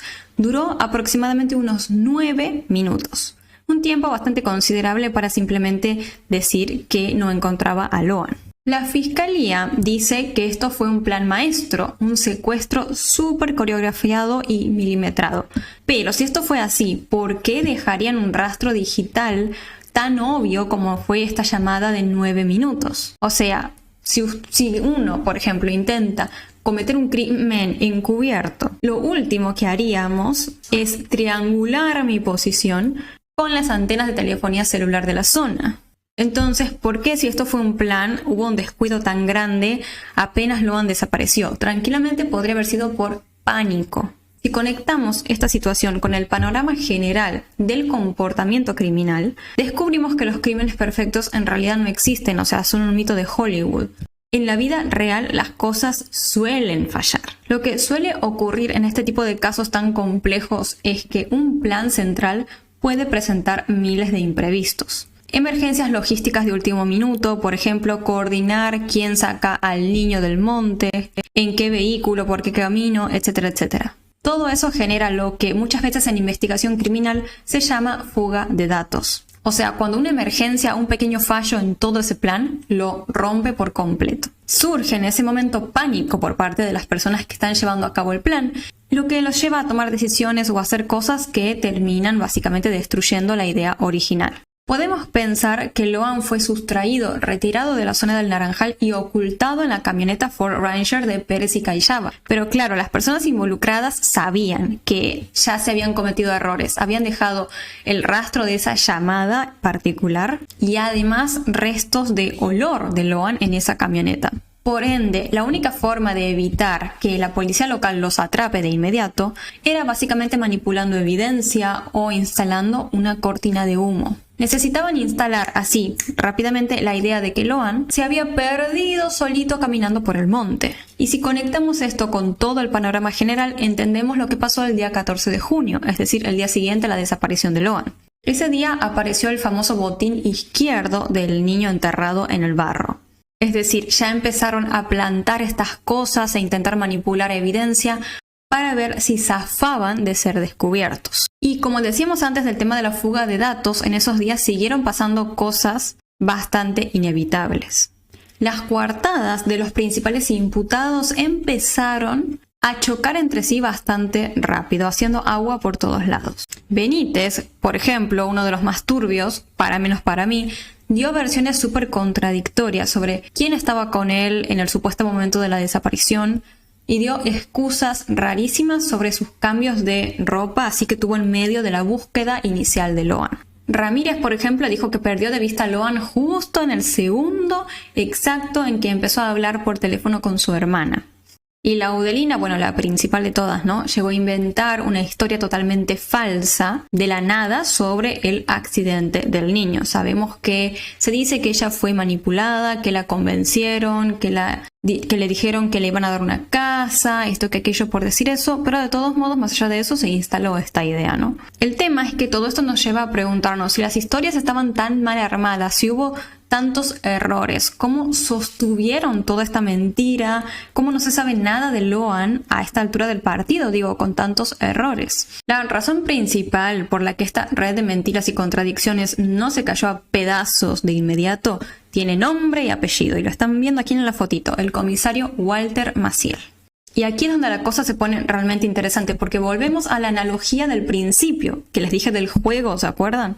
Tenemos a todos los sospechosos señalándose entre sí, dando versiones contradictorias, etcétera, etcétera. Pero el giro macabro es que el detective a cargo de toda la investigación era a la vez quien estaba borrando las huellas del tablero. Pero ¿cómo actúa exactamente Maciel, para los que no saben, para tapar todo y a la vez ganarse una imputación tan grave? Pues en lugar de activar los protocolos urgentes de búsqueda de un niño, que normalmente requieren aislar la zona de inmediato, llamar a las fuerzas federales, etcétera, etcétera, Maciel hizo exactamente todo lo opuesto, básicamente. Él modificó los registros en los libros de guardia de la comisaría. Si uno altera horarios o cosas en las denuncias de ese papel, básicamente estás retrasando legalmente el reloj de la investigación. Además, permitió, como sabemos, que civiles y personas X transitaran por la zona de búsqueda, lo que facilitó la manipulación de pruebas. Y obviamente también tenemos que mencionar, si hablamos de todo esto, a aquellas personas que se hicieron pasar por miembros de la Fundación Lucio Dupuy. Ellos aparecieron con la idea de proteger a los familiares, a los niños vulnerables, etcétera, etcétera. Eran todos unos chantas mentirosos que no solamente manipularon todo el caso, manipularon a los testigos, sino que también le presentaron facturas por sus servicios al municipio de 9 de julio. Es decir, que quizás su objetivo no fue manipular el caso en sí, o no solo fue ese objetivo, sino que también se aprovecharon de la situación para sacar algún beneficio económico. Hoy en día, como muchos sabrán, enfrentan cargos estas personas por privación ilegítima de la libertad, estafa y encubrimiento. La respuesta sobre cómo lograron todos estos estafadores penetrar en la investigación y en el caso de Loan nos lleva nuevamente a la figura de Maciel. Porque se produjo básicamente un colapso de la autoridad, cuando las instituciones locales, que son las que deberían dar certezas y protección, son descubiertas, alterando pruebas y mintiendo, se produce una fractura total en la confianza pública. Ese vacío de poder crea el terreno psicológicamente perfecto, súper fértil para estos estafadores. Al día de hoy todavía no hay una fecha definida para el inicio del juicio por el caso de Loan. La catarata de apelaciones, las tácticas dilatorias de las defensas y la propia complejidad logística de tener 17 imputados con distintos niveles de responsabilidad ha pospuesto absolutamente todo. Y lamentablemente, por más de que estamos en la era de la información, todo lo que pasó en el caso de Loan nos lleva a pensar que ni siquiera teniendo cada pequeño detalle de lo que pasó nos garantiza descubrir la verdad. El caso de Loan justamente demuestra la tremenda paradoja de esta idea. La información de nada sirve si las instituciones encargadas de armar el rompecabezas de manera activa están escondiendo las piezas. Y yo me pongo a pensar con todo esto, si quienes están investidos por el Estado para protegernos se convierten en los arquitectos de la confusión y manipulan la burocracia para cubrir un crimen, ¿en quién podemos confiar la próxima vez que alguien necesite pedir ayuda urgente? Es un escenario escalofriante y nos obliga a cuestionarnos sobre toda la información que recibimos constantemente, porque no sabemos, si hablamos de medios tradicionales o lo que sea, por qué filtros pasó esa información hasta llegar a nosotros. Por eso, como yo les digo, siempre es importante tratar de ver todos los puntos de vista, toda la información que surja y no quedarnos con poco, porque así es muy fácil manipular la verdad. Vamos a seguir atentos entonces al caso de Loan y vamos a ver si siguen surgiendo cosas interesantes en los siguientes días. Mientras tanto, vamos a seguir con la serie que estamos haciendo, donde justamente hacemos eso, repasar todo lo que pasó en el caso, tratando de encontrar la mayor cantidad de información posible para tener diferentes puntos de vista y poder entender mejor qué hay detrás de todo esto. Así que bueno, vamos a ver qué sigue pasando en los siguientes días. Vamos a seguir con una parte más de esta serie que estamos haciendo sobre el caso de Loan Peña, donde repasamos todo lo que pasó en el caso desde el principio hasta el día de la fecha. Vamos a continuar. Si les interesa ver toda la serie, para no perderse y así, hay una lista de reproducción con todos los episodios que se llama Loan la serie, ya que ahora vamos a retomar directamente desde donde nos quedamos en la parte anterior y nos vamos a ubicar a mediados de octubre ahora del 2024. En el capítulo anterior hicimos los primeros días de octubre, ahora estamos en la mitad de ese mes. Y durante estos días el protagonista del caso fue un elemento que faltó desde el día 1. Y les estoy hablando del Documento Nacional de Identidad de Loan, es decir, su DNI. Como les decía, el documento estaba como medio desaparecido, no se había hablado nada de él y de golpe apareció como por arte de magia.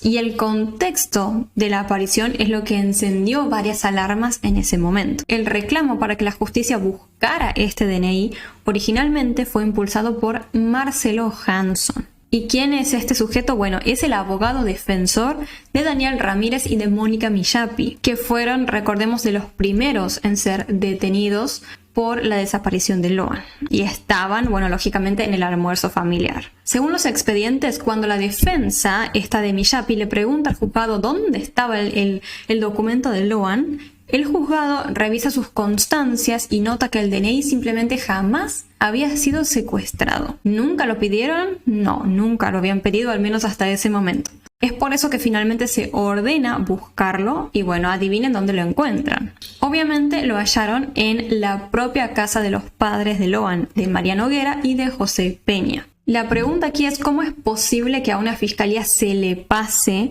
por alto asegurar el DNI de Loan, que estaba desaparecido para ese momento ya hacía más de 120 días. O sea, ¿estamos hablando de una negligencia burocrática monumental o hay algo mucho más oscuro ahí? ¿Y por qué es importante el DNI? Porque bueno, para comprenderlo hay que entender primero el mecanismo de cómo opera la trata de personas. Les voy a poner un ejemplo para que se pueda comprender. De hecho, es un ejemplo que el propio abogado Hanson dio. Hubo un caso, se dice, ahí mismo dentro de Corrientes, donde un adolescente terminó siendo víctima de trata de personas. Y la prueba irrefutable contra el comprador, básicamente lo que lo condenó, fue el hecho de que él tenía en su poder el DNI de este menor. Y es lógico igual de pensar porque el DNI no es simplemente un pedazo de cartón, ¿no? Lógicamente.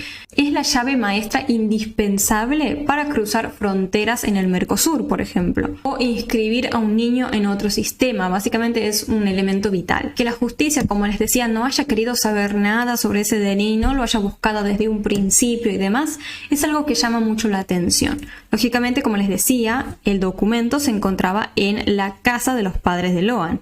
Y hablando de Roma, hablando de ellos, de los familiares, hubo en esos días también un giro en los testimonios que nos obliga nuevamente a mirar precisamente hacia adentro, hacia esa dinámica familiar.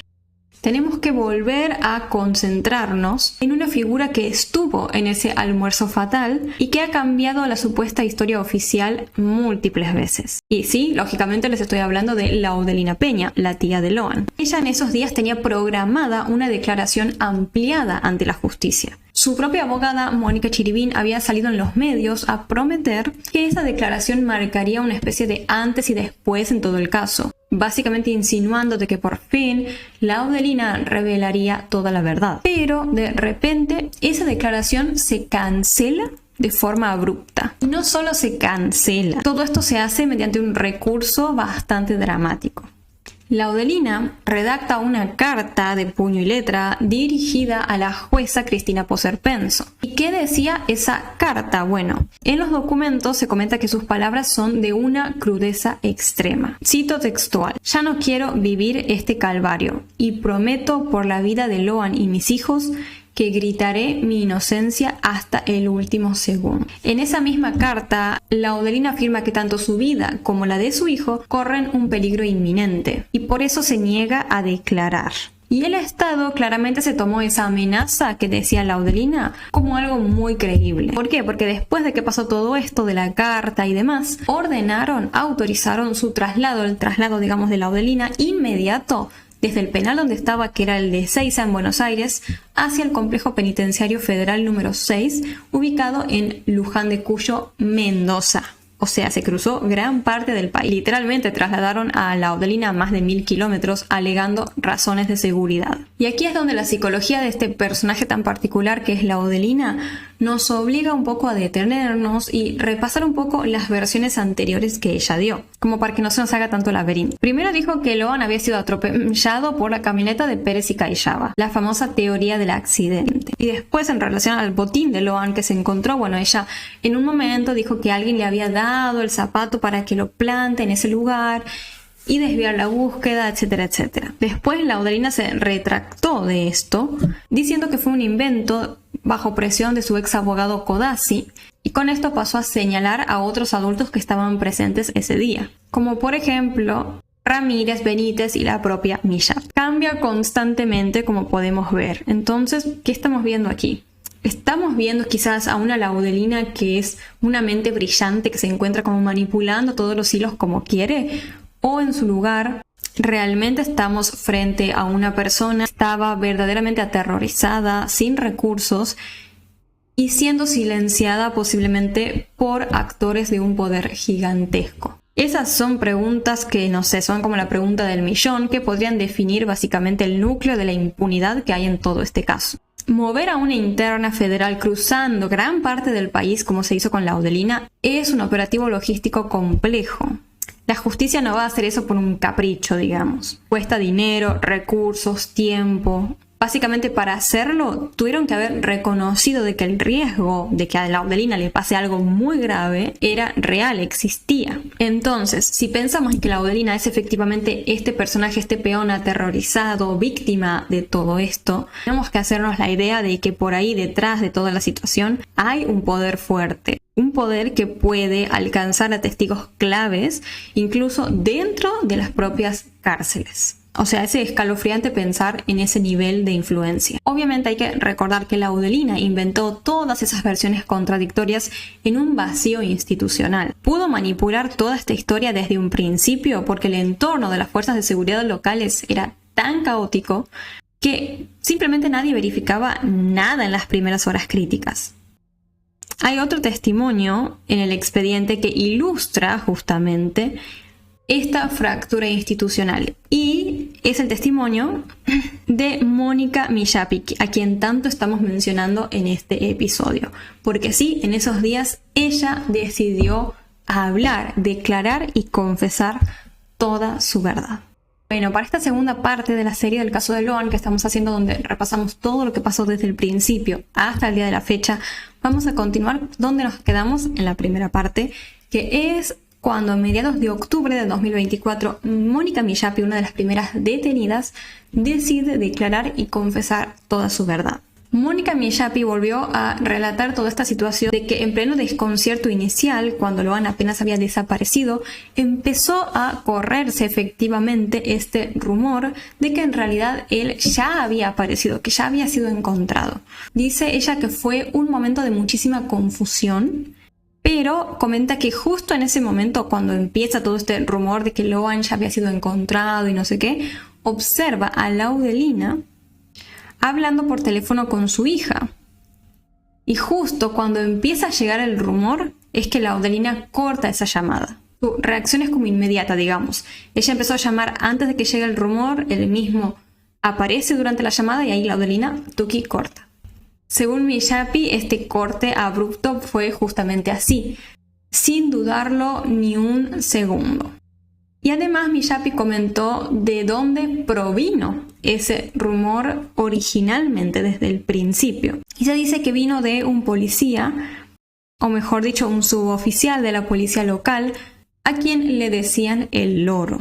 Fue él específicamente quien tomó la radio policial, que es el canal oficial de comunicación de la fuerza, y emitió el aviso confirmatorio.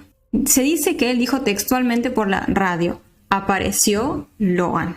Está bien, pero asustado. El ex comisario Walter Maciel, quien irónicamente hoy está detenido en la misma causa, declaró que a raíz de ese aviso por radio, él mismo movilizó ambulancias y se contactó con la familia.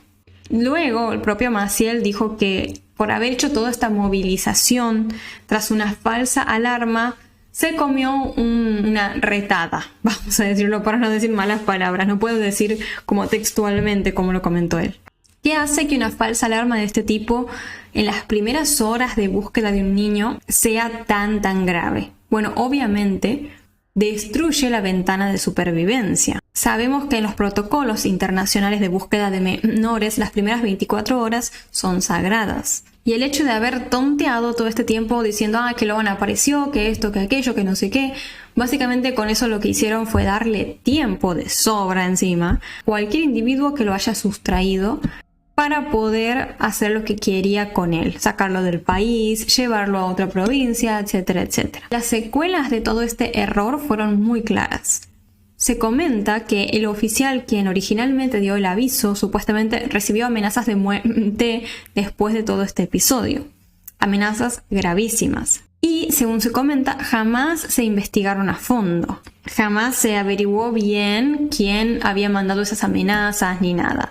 Después se supo que este suboficial se presentó ante la jueza del caso de Loan y desmintió sus propios dichos. Es decir, dijo que no era verdad el hecho de que Loan había aparecido. Ahora, ¿qué pasó en esos días también, además de estas declaraciones? El nuevo abogado de la familia de Loan, Juan Pablo Gallego, lanzó una acusación que terminó alterando toda la línea de tiempo que teníamos sobre este caso.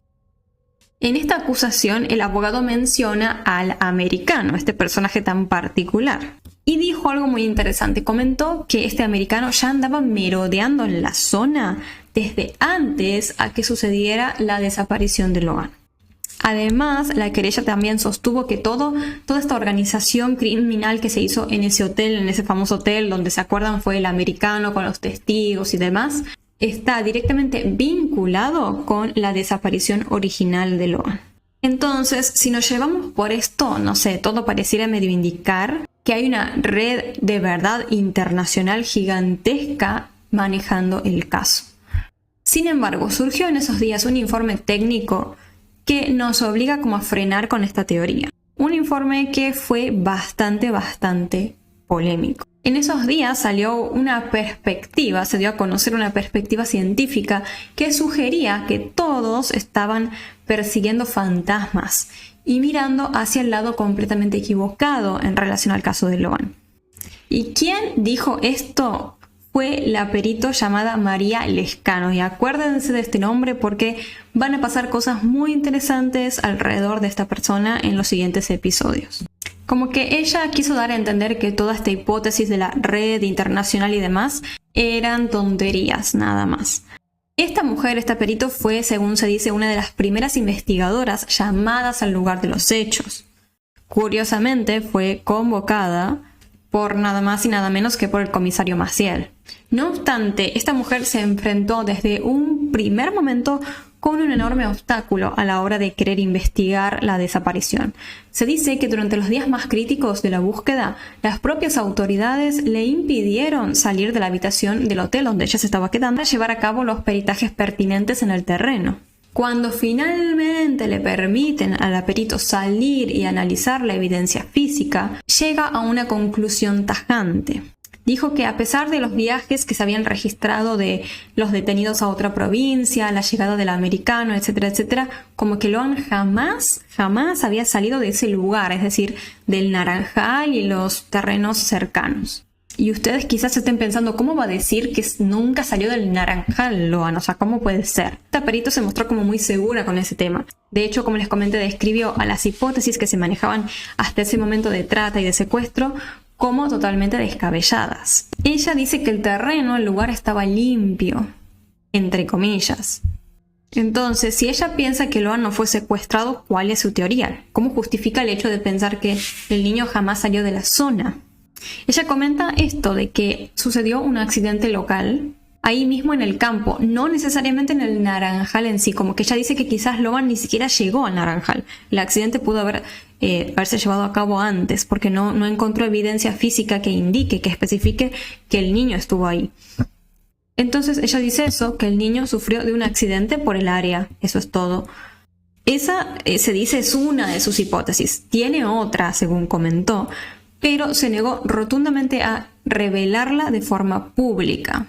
Según declaró en los medios, dijo que prefiere callar esa teoría por respeto a la familia y para no ser precipitada. Ahora me pongo a pensar yo, ¿qué tipo de teoría puede ser tan oscuramente delicada o tan devastadoramente íntima para que una experta forense viendo todo prefiera guardársela en silencio? O sea, teniendo en cuenta que ya se hablaron de demasiadas cosas alrededor de este caso.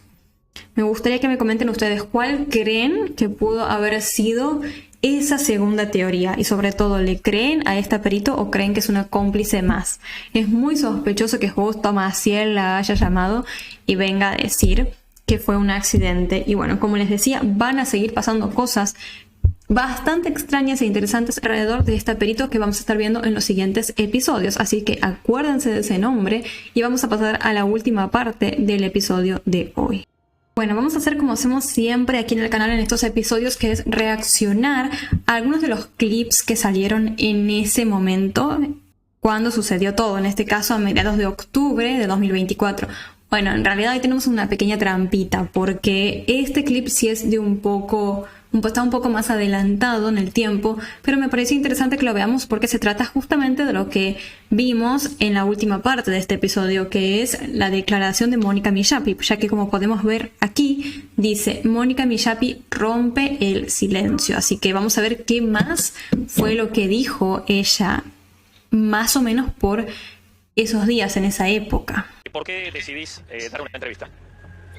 ¿Qué tal? Yo decido dar la entrevista porque estoy esperanzada, al igual que la familia de Loan, todo el país, esperando una respuesta de la justicia, porque tengo esperanza que se sepa qué pasó con Loan, dónde está.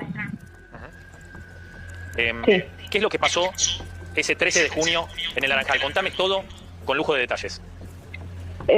Bueno, sí, cierto que yo me fui con uno de mis hijos, pero también me llevé a 2 sobrinos. Hola. Ay, qué turbio. O sea, no puedo pensar en el hecho de que hayan llevado así a tantos niños, pensando, ¿no?, en que ya había un plan posiblemente premeditado para llevarse a uno de ellos. Te escuchamos. Llevaste a 2 sobrinos. A 2 sobrinos, sí, que tampoco estaban... no estaba planeado ir, no estaba planeado yo llevar a mis sobrinos. Se dio en el momento que llevé yo a mis sobrinos por allá. Al llegar... Sí, seguí, Mónica. Hace una pausa ahí, Mónica. Hace una pausa ahí. ¿Quién te invita? Contame eso. ¿Quién te invita al Naranjal? ¿Por qué vas a un plan que no tenías previsto? No, yo en realidad acompaño a mi marido. La invitación se le hicieron a él. Él quiso llevar a su familia. Y ahí es donde que yo decido acompañarlo. Bien. La señora Catalina, tengo entendido. La señora Catalina con Benítez, tengo entendido que le hicieron la invitación a mi marido. Claro, la invitación, ¿cómo era? Vengan y traigan a todos los niños que puedan. Catalina con Benítez. Catalina con Benítez. Con Benítez, uno de los más turbios de este caso, sí. Creo que la invitación implícitamente decía eso. Por parte de Benítez. Vení y trae a todos los niños posibles. Invitan a tu marido. Sí, tengo entendido. Al almuerzo, sí, claramente. Al almuerzo, sí. ¿Qué es lo que Sí, como yo le dije reciente. De ese mediodía. ¿Pero qué te acordás de ese mediodía? ¿Qué tenés en la retina? Habla al micrófono de Diego, negro. Toma acá. ¿Ahí me escuchás, Mónica? Hola. Hola.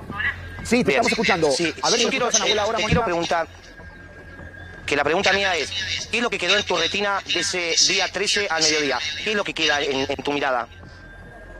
Mira, fue tan rápido todo lo que pasó. Nosotros llegamos muy tarde sobre la hora para comer directamente.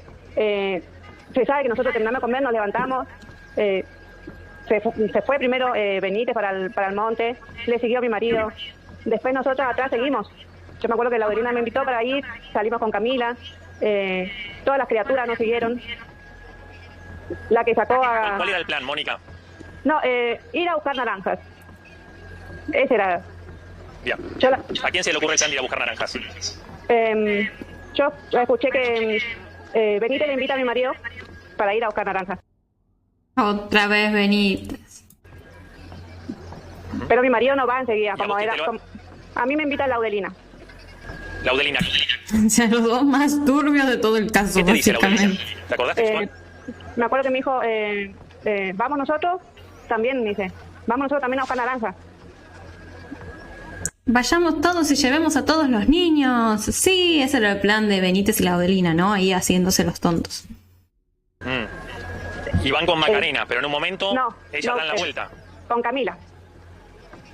Camila, Laudelina. Con Camila. Porque no soy la única que se confunde entre Camila y Macarena. Es que literalmente se confunden. Y yo. Pero ellas no llegan al Naranjal. Ella a mitad de camino. La vuelta y se regresa. A mitad de camino, a donde está la tranquera. Nosotros lo encontramos a mi marido ahí que estaba perdido buscando el Naranjal porque no sabía dónde era. Laudelina le indica el lugar donde que tiene que ir él. Y mi marido se va por delante. Nosotros cruzamos el... ¿Tu marido no va con Benítez? Perdón que te interrumpa, pero... No ¿Tu va marido con no va con Benítez? Benítez y Benítez ya conocía el Naranjal? Ah, no va con Benítez. No va con Benítez. Se va Benítez primero por delante. Claro, el guía, ¿no? Benítez. Yo la verdad, como que hasta el momento no encuentro tantas cosas, no sé qué opinan ustedes, pero no encuentro tantas cosas en contra de Miyapi y de Ramírez, que es su marido. Por ahí, capaz que no sabían nada, a ver, no sé. Como que es todo tan raro en este caso que... Lo tomo muy con pinzas el hecho de decir, ay, capaz que este no tenía nada que ver porque, no sé.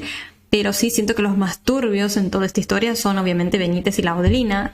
Y tiene sentido si lo pensamos como Miyapi lo está contando aquí, de que ellos fueron como los que idearon todo y como que los guiaban a los demás, ¿no?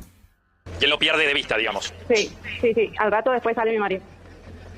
Y nosotros seguimos ¿No le atrás. llamó la atención que, digo, después de la desaparición de Loan, ¿no? Que Benítez tome la delantera y lo pierda de vista cuando lo había invitado con, digamos, con qué justificación, si no tenía ningún apuro, él, digamos, lo deja atrás a su marido. Sí, no sé, la verdad que no sé por qué tan inmediatamente el tema de ir a buscar naranjas, que mi marido tenía razón, sí, que estábamos llenos, recién sobremesa, habíamos terminado de comer, por eso no quiso ir enseguida. Claro. Después se levantó, dijo, bueno, sí, voy, y se fue él. ¿Y escuchaste la parte, está bien, escuchaste la parte donde hay 2 avisos de que Loan había aparecido? ¿Vos sos una de las que escuchó? De que cuando nosotros estábamos en la comisaría de 9 de julio, sí. Ahí el famoso aviso que estuvimos viendo recién en este episodio. Que llegó un aviso que había aparecido Loan. Yo me acuerdo incluso que le escribí a mi hijo, porque mis hijos son los 2 menores, quedaron solos en casa. Yo me acuerdo que cuando me traje a mi hijo y a mis sobrinos al pueblo, le dije a mi hijo, cuida a tu hermana, que yo ya vengo. Y nunca llegué a casa, porque estuve en la comisaría demorada, yo me acuerdo cuando recibí esa llamada, le escribí enseguida a él que ya había aparecido, que ya vamos a ir a casa, le pregunté por mi hija, ¿Y quién fue ¿Quién hizo esa llamada? ¿Quién la recepcionó? ¿Era por un celular o era por un HT, se llama, por un handy policial? Sí, celular no era, estaba esa... sí, una radio, a ese yo no recuerdo bien. ¿La radio que usa policía? Sí. ¿Y vos reconocés a la persona que dijo que había aparecido Loan? El comisario Maciel salió con otra persona. El comisario Maciel con otra persona. ¿Y la voz de la otra persona no sabes quién es? El que llamó por la radio no, pero el que estaba con Maciel, yo sí lo veo, lo reconozco. Pero como yo estoy recientemente... Yo cuando estoy recientemente salida, estuve en resguardo mucho tiempo, estuve incomunicada. Yo de ese día, de 13 de junio, yo estoy, no miro televisión, no escucho radio. Ahora hace poco que me dieron el beneficio Ahora me estoy poniendo al día. Tus días en la cárcel porque, claro, lógicamente estuviste detenida por un delito que es de los peores vistos, ¿no? Dentro de una cárcel. Pero me quedo con ese dato de si yo veo al policía que salió con Maciel delante de esa falsa alarma, si yo lo veo, si lo tengo delante mío, lo reconozco. Marcelo, ¿hay más información? ¿Cómo puede ser que no esté reconocido hasta hoy? Mira, eso es un tema procesal que lo venimos diciendo, ya pasó lo mismo. Pero no habían dicho que era ese logro, entonces que fue un error eso. Con verificar la enfermedad del esposo, del hermano del esposo de Ramírez, lo tuvimos que hacer nosotros, pese a que es una tarea de la Fiscalía y en su caso también de la querella, de verificar los dichos del imputado, el descargo del imputado. Lo tuvimos que hacer nosotros, lo hicimos y obviamente también vamos a hacer esto de que ahora que Mónica puede ver imágenes, que tiene más libertad y pueda exhibírsele la foto de los distintos policías para ver a quién reconoce estaba en ese momento. También hemos pedido, pero recientemente, porque no se hizo el chequeo de cuando vuelve el Voyage de propiedad de Ramírez y de Miyapi, pasa por el Corralón Díaz, sin embargo no se han tomado el trabajo de verificar en las cámaras, ni tampoco, ahora hemos pedido nosotros el cite al dueño del supermercado ahí donde compró las pilas, para verificar los dichos del imputado, que es tarea de la Fiscalía que tiene que hacerlo. ¿No? Pero entiendo que Marcelo lo que hace es, defender a sus clientes y tratar de exculparlo, ¿no? Porque están detenidos hace 6 meses, si bien ahora Mónica está con una prisión domiciliaria, no deja de estar privada igual es de su fundamental, libertad. Sí. No pierda el llamado ese, claro. Porque yo creo que ahí es donde está el secreto, ahí es donde está el quiebre. ¿Y qué están esperando? Bueno, no sé. ¿Qué hay enfrente? A ver, eso es la pregunta, ¿no? Tantas preguntas que uno quiere hacer, pero no quieren responder, ¿no? Porque lamentablemente no quieren recibir. En su momento yo lo dije y ratifico, todos los policías de esa comisaría tienen mucho miedo, por eso tengo que evitar dar nombres y pistas, pero yo creo tener el dato de quién es. Bueno, porque a ver, es importantísimo. Yo me imagino que del juzgado están mirando, el doctor acaba de decir que él está en condiciones de reconocer cuál es el policía que salió con Maciel en búsqueda de la falsa alarma, porque fueron dos. Ah, ok. No sería el que da la alarma, sino el que salió con Maciel. Recuérdenlo bien, que nunca quedó esclarecido. Cruzamos la calle y vamos y lo cuenta ahora, Si nos llaman, vamos. Si nos llaman, estaría buenísimo. Pero, a ver, es lo que me llama la atención a mí, Diego. Que cuando a vos te piden ambulancia, uno que estuvo en la fuerza, vos cuando llegás a un lugar, esa vida a una persona, ¿sí? Encontrar a una persona, esté bien, mal, como sea, no importa, ni le da ni nada, vos cuando hacés bajar ambulancia es porque la persona la tenés de frente, ¿sí? No es que antes de ir al llamado ya pido la ambulancia, no. Yo cuando me encuentro con lo que tengo enfrente, hago pedido de ambulancia. Ay, miren el videito de Loan. Ambulancia. Y en este caso pidieron una ambulancia y de hecho mencionan un hospital. Entonces, si pediste ambulancia porque lo tuviste enfrente. Mónica, vos lo viste a Maciel regresar de la supuesta falsa alarma, digo, para tratar de semblantearlo, decir cómo era su comportamiento, ¿no? En las horas posteriores a la desaparición de Loan. Ya regresar, yo no tengo recuerdo. como verán, eso pasó a la madrugada. Nosotros estuvimos, del momento de que Loan desapareció, estuvimos buscando sin parar a Loan. Llegó la hora esa de la madrugada, nosotros estábamos súper cansados, yo estaba nerviosa por mis hijos que estaban solos en casa. Hay cosas que trato de recordar. No le tengo miedo a Maciel, no lo conozco. No, la verdad que yo me siento segura acá en mi casa, en Neuquén. Yo sé que vivo en Corrientes hace mucho tiempo. Pero no quiero regresar a 9 de julio, me siento más segura, y por más seguridad por mis hijos prefiero estar acá. No soy de conocer la gente del pueblo, la gente sabe que yo no tengo casi contacto con la gente del pueblo, a pesar de que es un pueblo chico, no salgo casi de casa, son poco la gente que conozco, más de vista. Toda la gente... Claro, Miyapi está con prisión domiciliaria ya para ese momento. Recordemos que estamos un poco adelantados, pero tiene lógica porque les digo, a menos yo no le veo tantas cosas sospechosas como a los demás, porque acordémonos que hace poco Benítez creo que intentó solicitar la domiciliaria y se la denegaron, porque claro, él sí es returbio. Gente que estuvo involucrada, yo la conozco de vista. Mónica, por eso viste no que las sé mamás nombres ni nada, yo sí me acuerdo de alguna cara. Bueno, igual eso en la justicia con Hanson seguramente lo hagan. Viste que las mamás tienen ese sexto sentido que va mucho más allá de cualquier investigación. ¿Qué pensás que pasó? Yo esa pregunta me la hacía muchas veces. Digo, ¿qué pasó con Loan? Sí, como ese instinto de madre muchas veces me hizo decaer un montón. Porque yo sentía como una responsabilidad muy grande que cayó sobre mí. A pesar de que yo no lo conocía a Loan, yo sentía como cómo puede ser que en un segundo, en un rato desaparezca la criatura. La verdad que yo no sé qué es lo que pasó con Loan. Me gustaría saber, yo necesito saber qué pasó con él. Todos necesitamos eso, pero yo necesito saber, porque no me estás contestando. ¿Vos creés que se lo robaron, que se perdió, que se lo comió un yacaré, que me lo llevó el pomperito, que hubo un accidente? ¿Qué es lo que vos, como mamá y por haber estado ahí en el lugar? Yo me gustaría dar una respuesta segura, pero pomperito no fue, que se lo comió un bicho tampoco fue. Un pomberito llamado Benítez, capaz. Llevado a alguien de ahí. No sé si se lo llevaron de los que estaban en esa por mesa. Por un accidente o por otra cosa, pero alguien se lo llevó, porque se lo buscó enseguida, se lo buscó rapidísimo. Se lo tendría que haber encontrado. ¿Recordás algo extraño, algún movimiento? Claro, eso es interesante, como que no fue mucho el tiempo desde que Loan desaparece hasta que se dan cuenta y lo empiezan a buscar, como que fue un segundo en el cual se lo levantaron, y eso significa que aquí hubo algo totalmente planificado, ¿no? Que te haya llamado la atención ese mediodía, yo qué sé, por ejemplo, Pérez y Caiaba tomando mate mientras que todos buscaban a Loan, estaban tomando mate con Catarina. Las fotos que le sacan a Loan, y solo a Loan, a ninguno de los otros menores, ¿no? Yo esas cosas no las vi. A mí lo que me pareció extraño es que cuando llegamos a la casa de Catalina había gente, porque anteriormente sí habíamos ido, fueron contadas las veces que fuimos, pero nunca hay gente en el campo, siempre la señora está sola. Y yo me acuerdo, ¿cuántas veces habían ido a la casa de la abuela Catalina? 5 veces. ¿Ustedes habían ido el domingo anterior a la desaparición de Loan? Sí, habíamos ido unos días antes, no sé si cayó domingo justo, pero sí unos días antes habíamos ido. Y en ese momento, ese encuentro previo a la desaparición de Loan, ¿por qué había sido? No sé por qué, pero sé que fuimos. No fue por algo Qué raro, igual eso es raro, que no se acuerde por qué fue especial, sino que lo mismo sucedió. Benítez invita para ir al campo.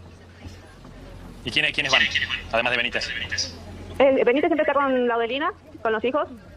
Está la señora Catalina, Camila. Las veces que nosotros hemos ido, Camila con el marido. Con Huevo Peña. Huevo Peña no. El marido de Macarena. Sí, el marido de Huevo. Creen que todos se confunden. ¿Que ese día van al Naranjal? No, ese día que nosotros fuimos anterior, no, nunca. Yo nunca, las veces que me fui a esa casa, nunca salí de ese sitio, de la casa, nunca me fui para el monte. Ese día es la primera vez. Claro, justo ese día, no me acuerdo ahora si había sido Benítez el que había declarado que era habitual ir a buscar naranjas, pero aquí Miyapi está diciendo lo contrario, como que nunca había pasado eso. Que me voy porque me invita a Laudelina. Laudelina. ¿Y qué conversaron, te acordás? Porque digo, si uno piensa que Laudelini y Benítez estaban planificando la desaparición de Loan, salvo que tengan la sangre muy fría, uno podría notar cierta tensión, cierto nerviosismo, que miren el lugar para ver por dónde podrían llevárselo. Tal cual. Sí. ¿Algo de eso pasó? No, yo me acuerdo que cuando íbamos, aparte de hablar de las criaturas, de que iban corriendo muy fuerte y que tengan cuidado de eso, ella me iba mostrando el lugar, porque yo no conocía ese camino, yo no sabía que eso era calle antes, era un camino de tránsito, porque como estaba todo comido ya por el monte, nunca presté atención de que había un camino por ahí. Este episodio que está relatando, porque no me queda claro, ¿es del día que desaparece Loan o de este encuentro unos días antes en el Naranjal? No, Perdón, el en la día casa que de la abuela desaparece Catalina. Loan, el día que desaparece Loan, Bien. cuando íbamos yendo por... ¿Te puedo pedir porque Camino al Naranjal. Te quiero pedir, porque hasta acá en el relato que hiciste de ese día de la desaparición de Loan, no mencionaste nada sobre Loan. ¿Me podés recordar minuciosamente todo lo que se te venga a la mente sobre Loan desde que llegaste, dónde lo viste, dónde estaba, con quién estaba, en qué momento se levanta de la mesa, por qué estaba separado de los chicos, con qué ¿En qué momento lo pierde de vista ir al Naranjal? No, eso sí era lo grupo interesante. va hacia el Naranjal? Sí, como te digo, nosotros llegamos muy sobre hora. Fueron poquito el tiempo que yo pude ver a Loan.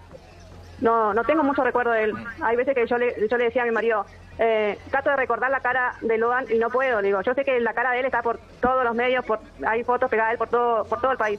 Pero nosotros encerrados donde que estábamos, que no tenemos comunicación, no podíamos ver nada, yo le decía, trato de recordar la cara de él, no recuerdo. Digo, no recuerdo porque fue tan poquito el tiempo que lo vimos.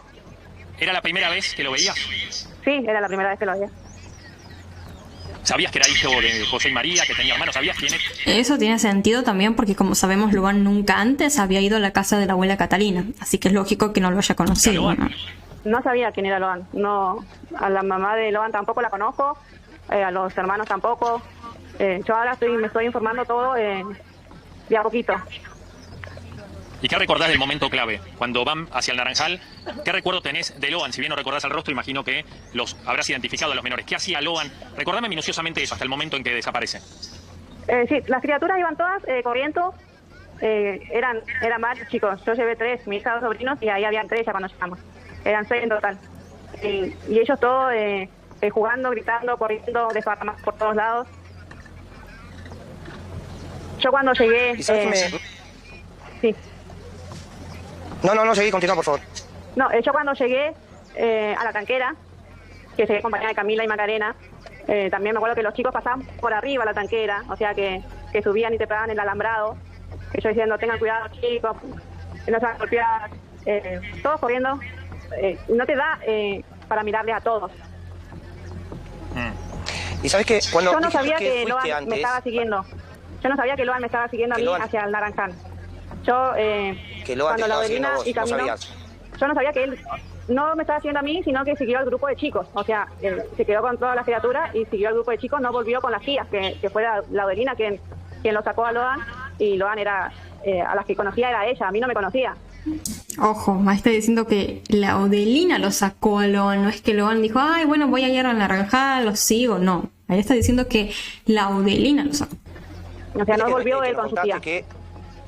Viste que nos contaste que en otra oportunidad estuviste en lo de Catalina. Ese día, ¿también iban chicos? Los únicos chicos que siempre estuvieron ahí fue Joaquín, que es el hijo de Benítez, y la hija de Camila. Si son menores no me dé los nombres. Y la hija de Camila. Esas son las únicas criaturas que siempre había ahí en el campo. Nunca otra criatura. ¿Vos crees que de los imputados o de los que están detenidos, alguno de todos estos algo sabe de qué pasó con Loan? Yo creo que alguien tiene que saber qué es lo que pasó con él. En la perspectiva del lugar que estabas, ¿vos crees que pueden robárselo o llevárselo sin que alguien que esté ahí no vea?